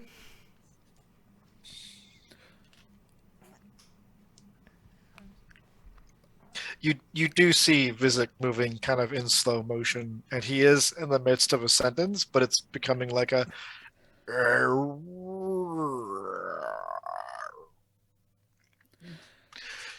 I would say yes, but Wow. then that happened. Okay. He was spouting something about breaking mirrors and bad luck. I don't know. I thought he might have some weird insights. I showed him up to a mirror and boom, he broke. I'm slightly worried about this room. Instead of breaking mirrors, you went and broke the Visik. Good job. In my defense, he came like that. Look, this is taking too long. We need to get out of here. This is not... She kind of starts to get this sentence out, and then she just kind of stutters away to the end of it and just kind of starts breathing a little bit heavier, and then like goes down and like rests her hands on her knees, like as if she's kind of like, you know, like you do when you try not to faint sort of thing, and she's just breathing, and she's kind of like, look, we don't know what's happened. The monarch's gone. We're trapped in this place. We just have to figure something out. People need to stop being weird or making funny jokes. This isn't the time. We need to just we're either going in here and we're getting whatever's in here that goes in the fountain, or we're going into one of the other corridors while we wait for her to do her thing. And what would you expect us to do?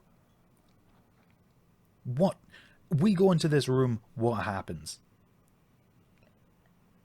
I can't see your shining light doing anything, and a flaming sword, no offense, is doing even less. Then what do we do? You asked for my idea. I was literally just going to walk in there. Then See what happens. be my guest. She's going to step out of the way and just kind of flick her hand towards the door. And TPK. What does Berin do? Well, Well, let's face it. It's going to be a heck of a lot more productive than pointing a light at it. And Berin is just going to... Celine, you stop that right now. You're doing a ritual. Berin Yeah, is that's going just to... Alex sassing you. Thanks. He's just going to march right in there. I hope to have a Visik with me for this, but screw it. Visik's time catches up, and he says, "Well, let's go." And then he goes marching in right after you. As I walk in, I do shout to Tara, "Stop him." Visik. What? Yeah. I mean... Are you trying to go in alone? Yes. All right. That's the...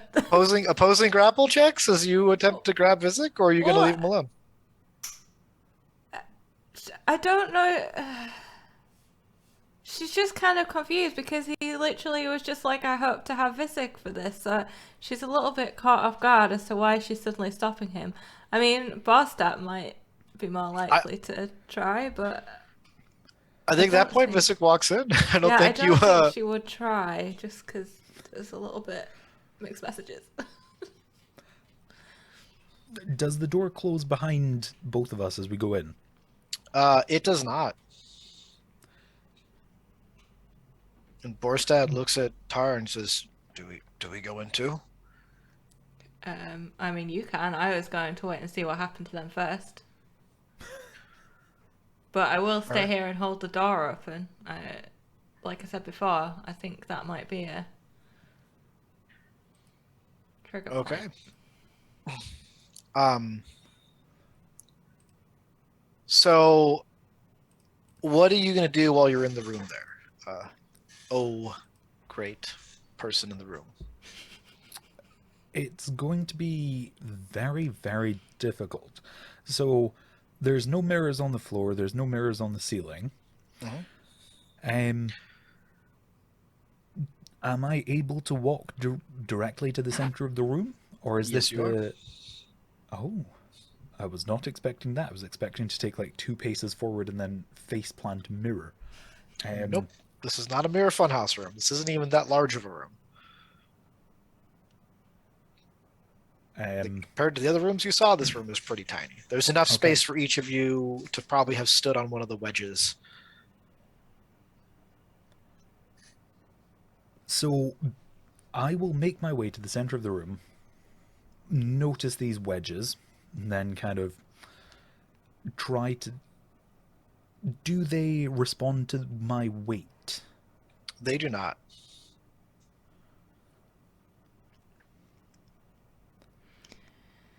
And there's not... Okay, I'm going to run my hand against the walls of the mirrored walls to see if there's any weird anomalies or anything like a door that I can prise open. All right. So as you're running your hand along the mirrored walls, you catch a glimpse of something shimmering off the top of the post on the reflection in the mirror. But there was nothing on the post.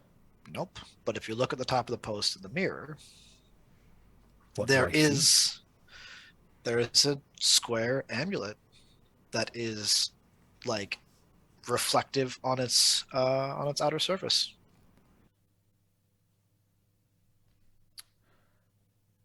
Tara, Yeah. firstly, I'm alive. Thank you for your concern. Secondly, See you. Okay. She doesn't say that. Sorry, she does not. She doesn't say anything. secondly, there seems to be some sort of square amulet type thing on top of that post. You know how I said there was nothing there earlier? If I look at it through the mirror, there's the square amulet. Okay.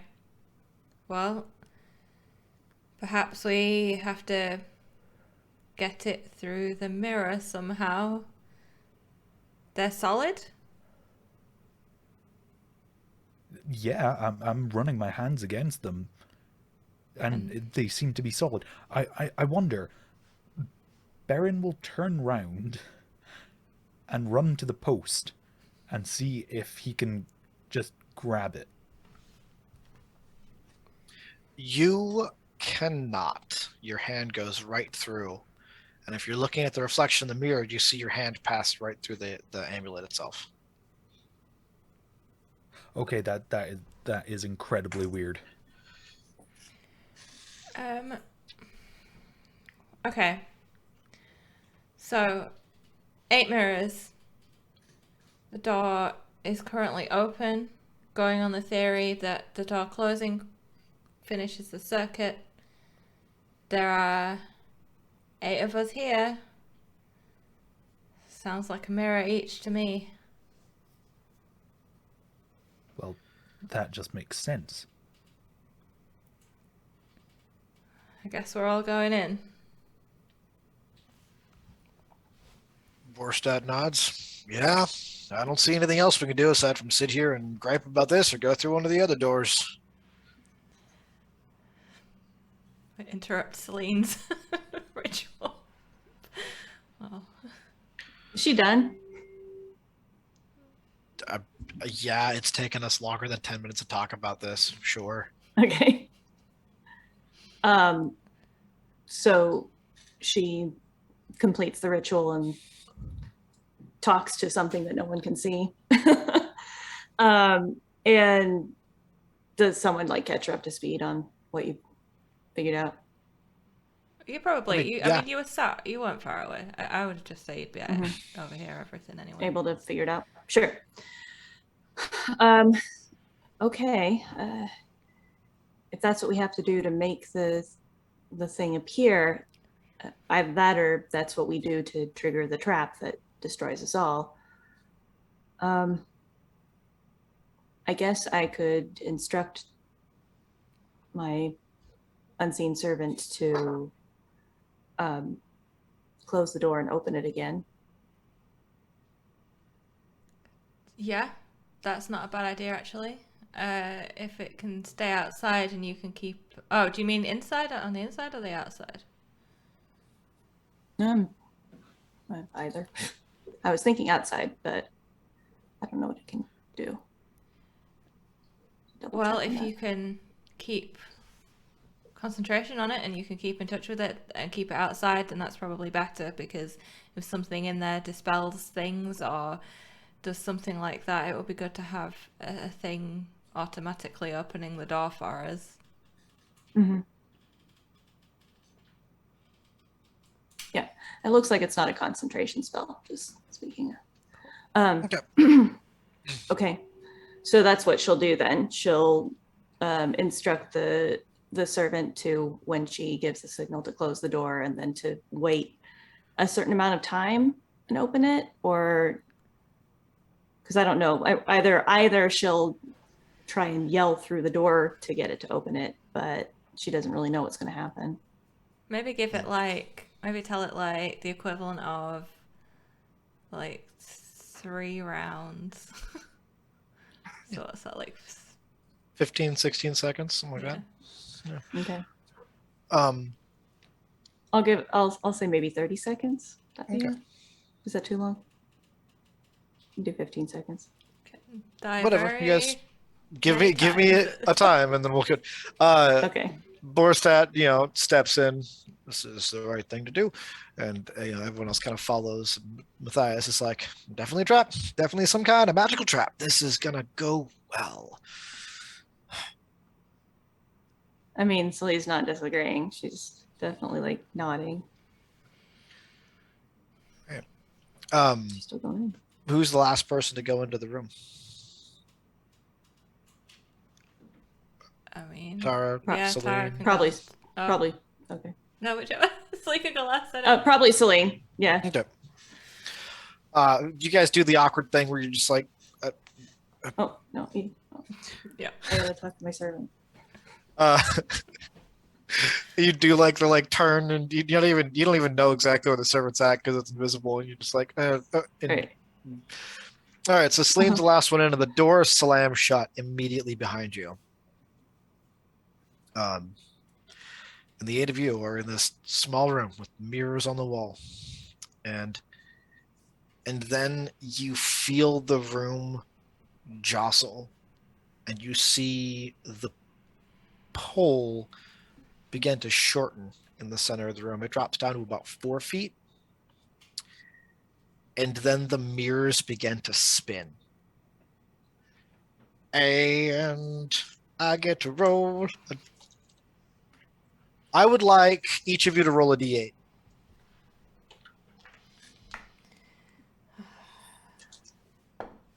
There's my d4. 8. I don't know what if high is good or low is good.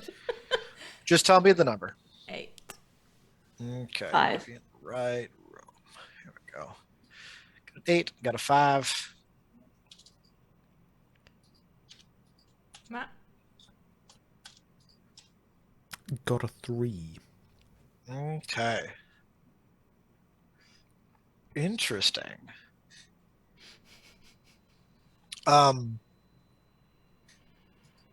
So the room begins to spin, and as it stops, it begins to click to a stop, and the mirror that is adjacent to Berin turns black with just immediate dark smoke, and Berin is immediately gone. Oh, I'm sorry. Real quick caveat. Gotta cut back to something that Tara sees the moment the door slams shut, and that is the magical field on each of the mirrors changes. It is now conjuration. And Berin disappears as soon as the mirrors stop, and the mirror that he was adjacent to is just covered in blackness. Berin, you are in a world of complete and total shadow, and you are sure there is something moving around inside this area with you. Roll me a wisdom saving throw. Man, Are I you should have sure you bestowed want me that to tail do that? before you went in. Yeah. 12. All right. You are, you're feeling the sense of you're alone in this place, and there's something here. You don't know anyone else is at. What are you doing? You're not in complete hysteria. You're not frightened per se. Immediately, I'm going to try and figure out if I can locate where this thing is with me. All right. Roll a perception check with disadvantage because you are blind. I'm not blind. I still have one good eye. Not in this darkness, you don't. Right, well, that's going to be a 5. I don't think, yeah, 5. You can't. You just feel like things are moving all around you. Oh, go ahead. So my next port of call would be trying to sort of reach out with my arms and see if there's anything solid I can feel. All right. What the fuck? Why is the one stupid thing I opened? Oh, because I didn't open it. I moved right here. Never mind. Okay, so as you reach out your arms, I get to roll something. You feel something brush against them. I immediately try to grab it. All right. You think you have a grasp on something physical, and then just as you close your fingers around it, it is no longer there. I'm going to draw my sword and shout at the top of my lungs, "Show yourself!" All right. All of you inside of the mirror room hear Baron's voice shout from the other side of the mirror, "Show yourself!" And Baron, you get a very firm response that only you hear that says, "No."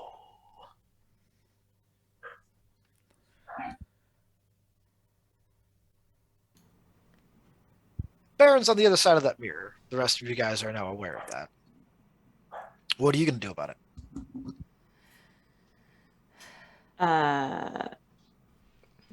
Well, I guess Celine will try to shout through the door to the unseen servant to ask.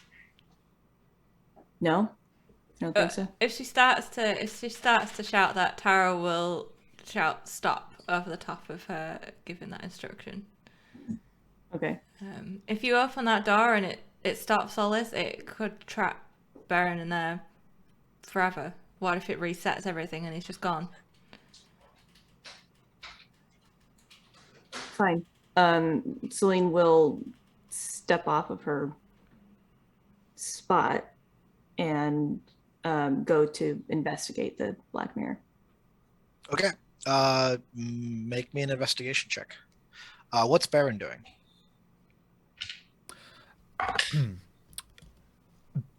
Baron is going to continue down this completely and utterly pointless idea of communicating with whatever shadow is doing this. He's going to shout into the darkness, "You are not the first shadow to think that they have a hold of me. Show yourself, or I will kill you." You just hear a laughing, and then the voice says, "You can try."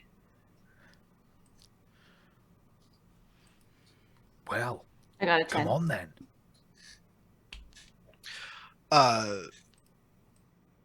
So as Leah is like, ooh, there's a name. As Celine is checking out the mirror, you don't find any way of like moving it or anything like that, but you can tell as you're like touching it and stuff, it does sort of rattle on as though like it's on brackets and it's a little bit loose.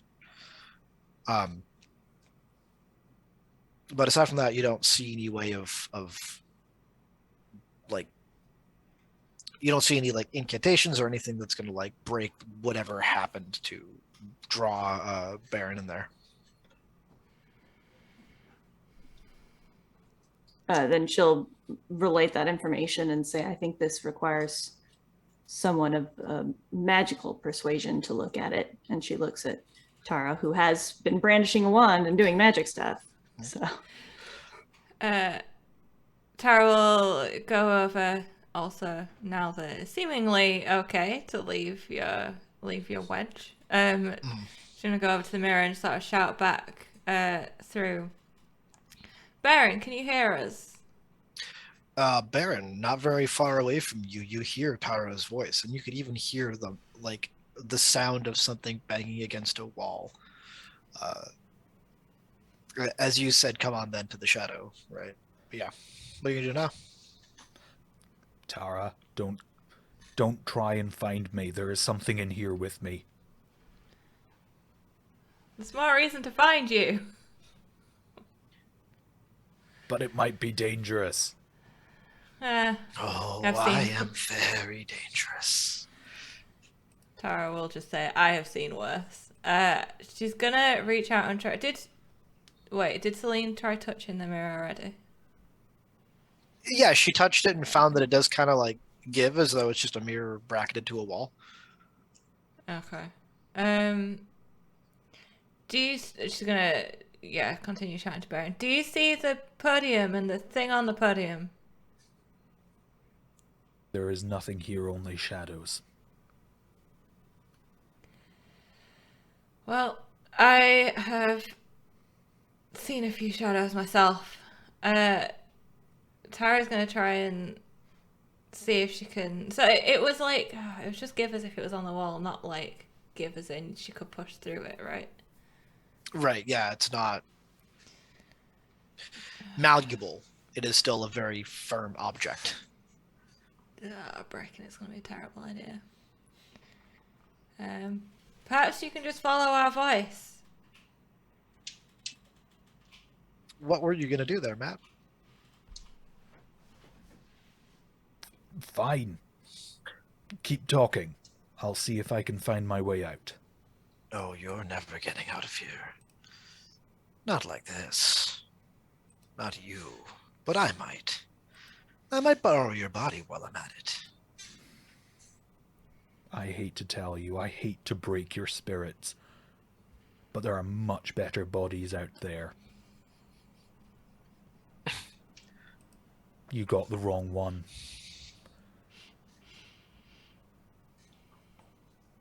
As you say that, and the rest of you are in the room, the rest of the group is just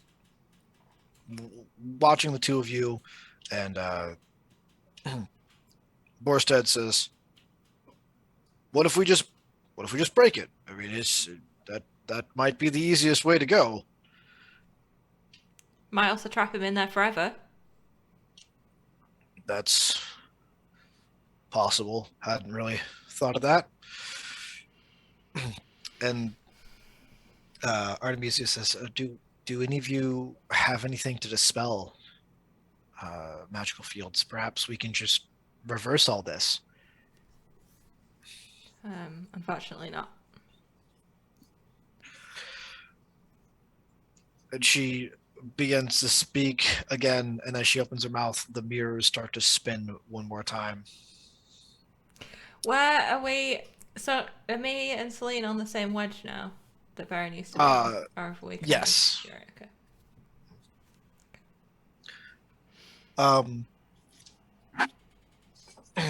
So both of you roll me a d8 again. Oh, 8 again. Okay, keeping this dice. 4. Okay. And let's see. 1, 2, 3. That's already in use. As you as the thing comes to a stop, you had begun to hear Matthias's voice sort of say some sort of like I knew this was a bet. And then before his sentence finishes, the mirrors stop and he is gone. And on the other end, where he is just standing, you see his reflection in the mirror, and underneath him are these metal grills, and you see the glowing embers of flames beneath them as fire begins to build up from underneath his feet. And as the realization that flames are about to jut up below him, Matthias screams and you can hear him screaming like in this room, and he begins to pound his fists against the mirrors. And the shadow begins to chuckle and says, "Looks like another one of you is falling into the trap." So, what is Tara gonna do?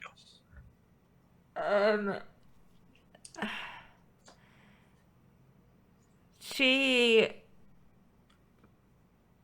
backs up against the mirror that has now stopped on her wedge. Kind of jostles a little bit as she kind of collides with it. Her breath is coming a little bit quicker again. She bends down and puts her hands on her knees. She doesn't know what to do. It's stressing her out, not knowing the answer to this puzzle. She'll be sort of making a bit of a like noise, and actively not looking at the mirror reflection of the fire. Okay. How about Celine? When I get these names, don't worry. I think that she's going to like to say something like quietly to herself along the lines of, "You've already let it go to waste once. You can't just wait. You have to stop waiting." And then she will do the bestow tale part of her ability to send the what was it? Something of an animal, the tail of the clever animal to Tara. In this case, it's like the whispers of the spirit. I think she has like a little hum that she does that's similar to the tune that she played on the flute when she was calling the spirits the first time. Okay. And that gives advantage or a bonus, the bardic inspiration bonus, to intelligence checks and stuff like that. Intelligence, wisdom, or charisma checks. Okay. For the next 10 minutes. What are you going to do to get Tara to like act? Because in the moment she is closing down and sort of trying to regain her composure. Well, as this happens, and Celine starts to sort of bestow this on her, Tara starts making more of a noise, like it's coming out. It starts off like whiny, but then there's almost like this sort of like guttural, like back of the throat kind of like tone to it. And she's gonna go right down to be like, I don't know what the word is. You know, when you kind of sit on the balls of your feet, but with like your arms, like hands on your knees. And she will sort of look up at Celine, and there'll be like a flash of like anger mixed with panic on her face. And then she'll look back down again at her knees, and she sort of rocks. And you can hear her breathing. Okay. Celine backs away and goes back to her wedge. And Matthias screams as his flash is beginning to burn away and his clothes catch fire. And Borstad just screams, "Well, fuck this!" And he takes his sword in one big swipe and slams it into the mirror. And as he does, he this huge crack just splits across the mirror itself. And you see the mirror give way as Matthias continues to slam his fists from the other side.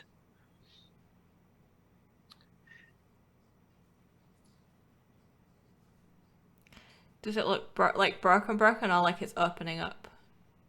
Oh, it looks like kind of like Matthias when he hammers it. It's actually pushing the mirror out.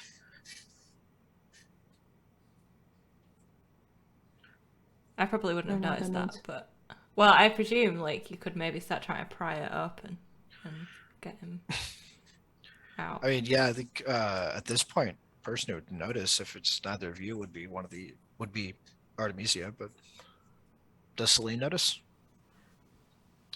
Right, yeah, probably she would be paying attention to the screaming and the smashing.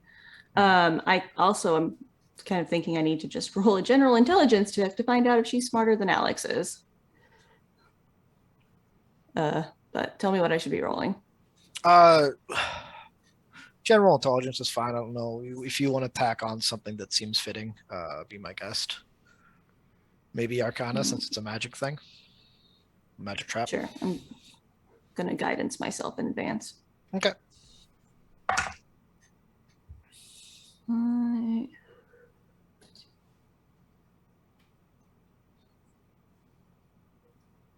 19. I might as well go ahead and use the guidance anyway. 21. Okay. As you kind of see the glass give way a little bit, and you can kind of start to see it beginning to blacken and kind of crack from the heat as well. You hear the spirits around you begin to whisper, "The mirrors are prisons.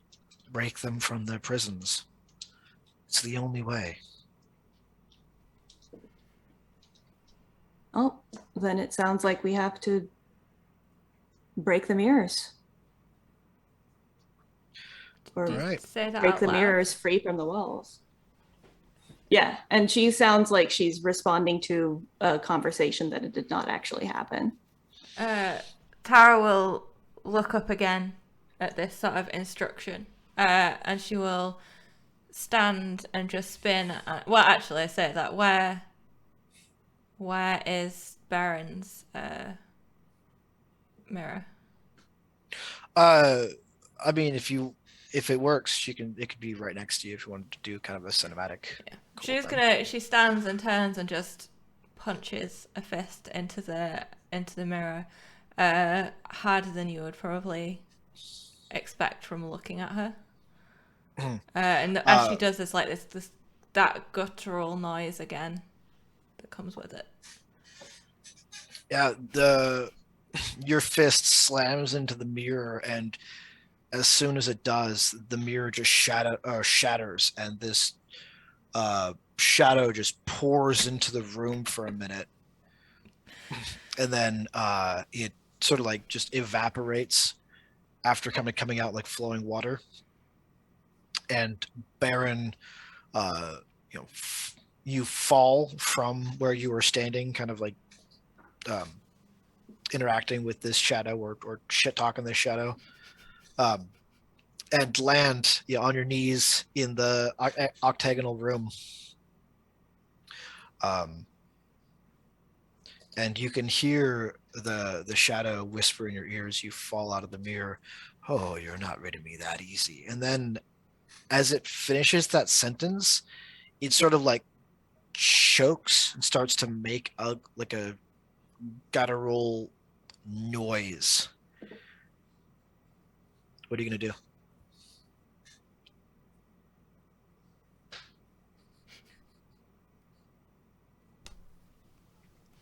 I don't know. Beren's kind of paralyzed with the feeling and the sounds of this shadow, just dread on his face, and I think he's just going to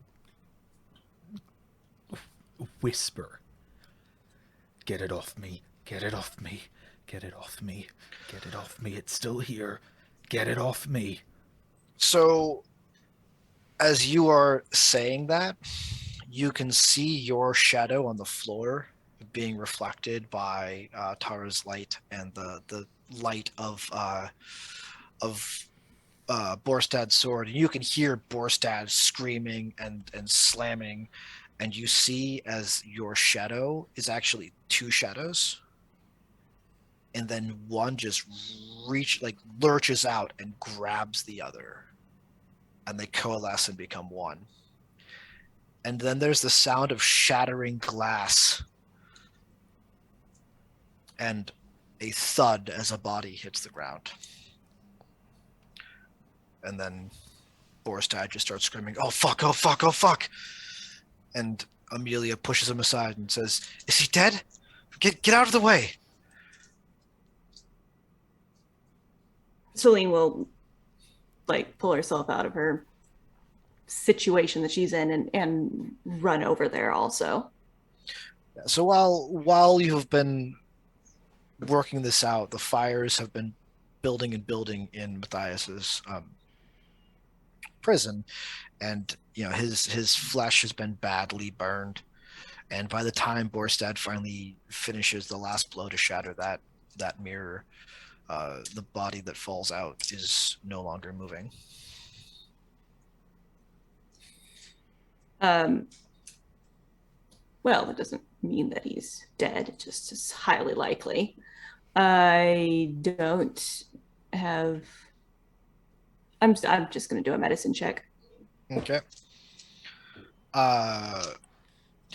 Not that she's trained in it, but sometimes you can get lucky. That would be a 16. All right. As you kind of push your way to check on the body with Amelia, and you can tell that his flesh is very badly burned. His clothes are sort of stuck to his body, and Amelia you can just see the energy waving off of her hands as the burns try to knit themselves and push themselves away, but even the areas that she is healing aren't doing anything. And then you feel a hand on your shoulder. I turn to look. You look up, and looking down on you is a green dragonborn. And he is smiling jovially, and he says, "Well, I always thought this medium stuff was a bunch of bullshit. I knew all the tricks, played into a lot of the sleight of hands, and was able to convince several people that I could talk to their great Aunt Bessie or whatever. But you seem to really have a gift." Well, it's not another bingo. Alex cries for the first time of the new game. Celine also starts crying, and just says to Amelia, "We're too late. I can hear him. His spirit. He's gone." She looks up at you, tears running from her eyes. She says, "No, I can save him. I know I can. I can do this." Celine grabs her hands and says, "We need you. The rest of us still need you."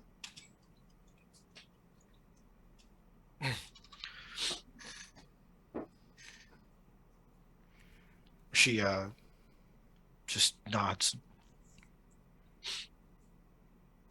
Okay. Yeah. And then she takes his hand in her own and brings it to her lips and kisses it and says, you were always like a dumb little brother." And then she kind of gets a surprised look on her face, and she turns his hand palm up and opens it. And inside the palm of his hand is a square amulet with a reflective surface.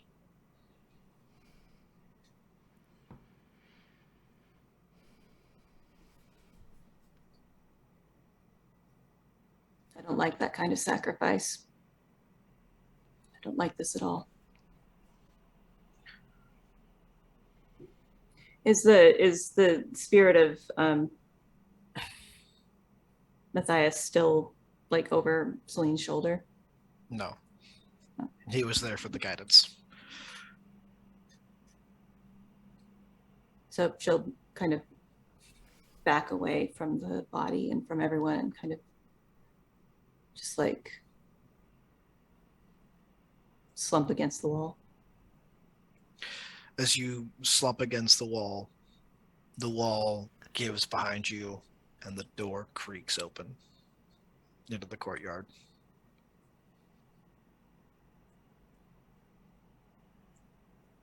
And she goes through the door and just sits down. Puts her head in her hands. Borstad just bellows with rage and slams his sword into one of the other mirrors and just starts screaming at the room, fuck you and fuck this and fuck this stupid place. And it just goes nuts, shattering mirrors. Amelia scoops up Matthias's body and walks out of the room. And Visik eventually, meanders his way. He kind of comes down and kind of helps Berin to his feet and says, I think it's time to walk.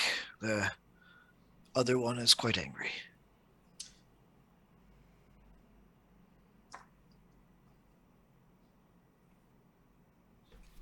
What's Tara gonna do? Tara, head down, just turns and walks out of the room, and just sort of says, "1 down, 3 to go." And she's just gonna walk straight over to one of the other doors, probably the one directly opposite, so the brick one, I think. As she walks by, Celine's going to reach out and grab her wrist from where she's sitting down and say, we do 2 more of these, 2 more people are probably going to die.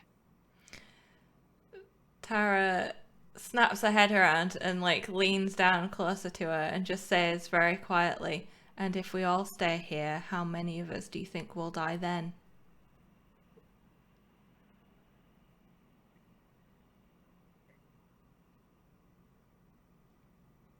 There has to be another way. Suggest it, please.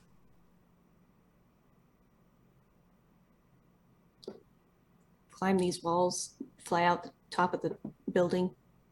Surely somebody's got a spell of some kind. I doubt it. I'm muted. If you're talking, Asa, no. And then you hear a cough, and Artemisia has kind of come up behind the two of you, and she says, "I'll do it. I can do it. I've already used some of my spells to try and calm Borstad, but this I can do." Do what? I can climb these walls. I can cast a spell that will help me climb out of here.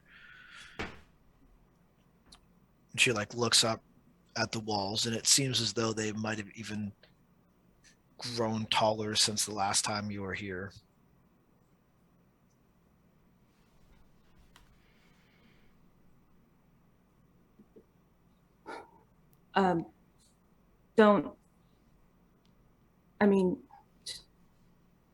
This doesn't seem safe either. I'm sure that someone has thought of this. I don't, if there's a way to determine if there are traps or spells on these walls, do that first. There probably are. And I don't think there's a way to determine any of this. Look, we're going to walk into these rooms and we're going to die some certain death until only a few of us are left. Each of us is going to have to sacrifice something if that's any indication. At least with this, we can try it our own way. Look, interrupting. Mm. I don't think that climbing these walls is the right idea. I mean, they look like they've grown since we were in that room. For all we know, they could just go on and on forever. Plus, we don't know if dying in there was the way to get the amulet. We could have saved him, we just didn't act quick enough. If we work out...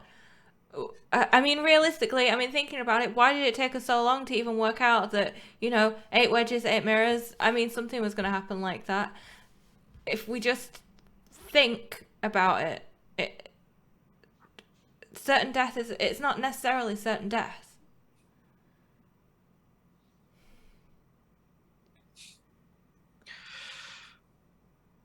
Well, we have 2 more rooms. If you're right, then they're puzzles, and if they're puzzles, they have an answer. And if they have an answer, we should at least go into the game plan next time.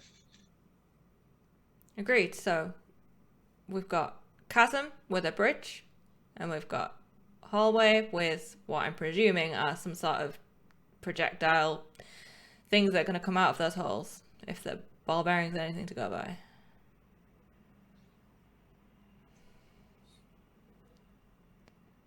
No matter what we do, we'll find the answer. Too late.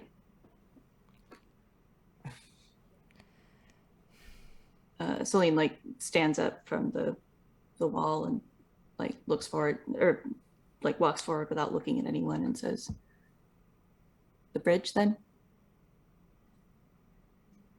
The bridge, says Artemisia.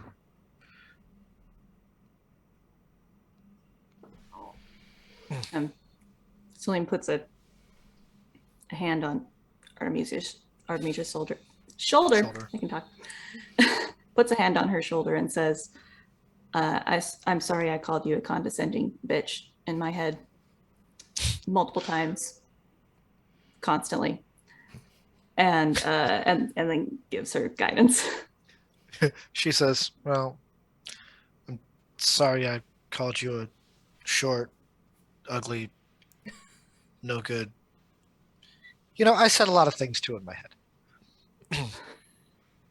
And then she takes your hand in hers, and you can very clearly see the ring that she's got on the middle finger of her right hand. And she says, if anything happens to me,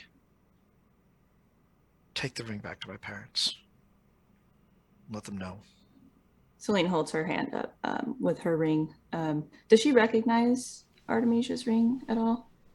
It is not a ring she's ever seen before. It is like a golden band ring with a gemstone. I don't know one off the top of my head, but it seems to swirl as though there's some kind of wind on the inside of it. Is it anything like mine? It is not. I mean, she has other rings on her fingers. One of them, is yours a signet ring, like a family ring? Or Yeah, in that style, but it's the magical one. oh, I forgot you had that. They might be similar then, actually. Oh, that's the one. Yeah. Family ring. It's the ring of protection. Right. Actually, yeah, no, it is quite a bit different from that. She would have one of those as well, but this is a different ring entirely. So this the ring goes to whom? Take it back to my family. Just tell my parents what happened, and they'll know what to do with the ring. Well, if anything happens to me, then you can take, well, my ring back and Berin back, I suppose, to my parents and tell them what happened, and then I guess you get to be the heir after all. Well, we'll see, I suppose. And Baron, what are you doing? Well, everyone's just kind of left him whispering to himself, "Oh God, get it!" Visik helped him yeah. out. Yeah, of course, Visik does. He's cool. The rest of these guys, they're just ungrateful. So Baron's going to settle down and not be quite so weird, whispering to himself. And he is going to look at the glass destruction around him. And he's going to pick up several shards of the mirror. And he's going to try and pocket a couple of them. Okay. And then he's going to just clutch one of them in his hands until the glass just cuts through his hand, and walk out to join the rest of the party and just say, "So what's the game plan for the bridge then?"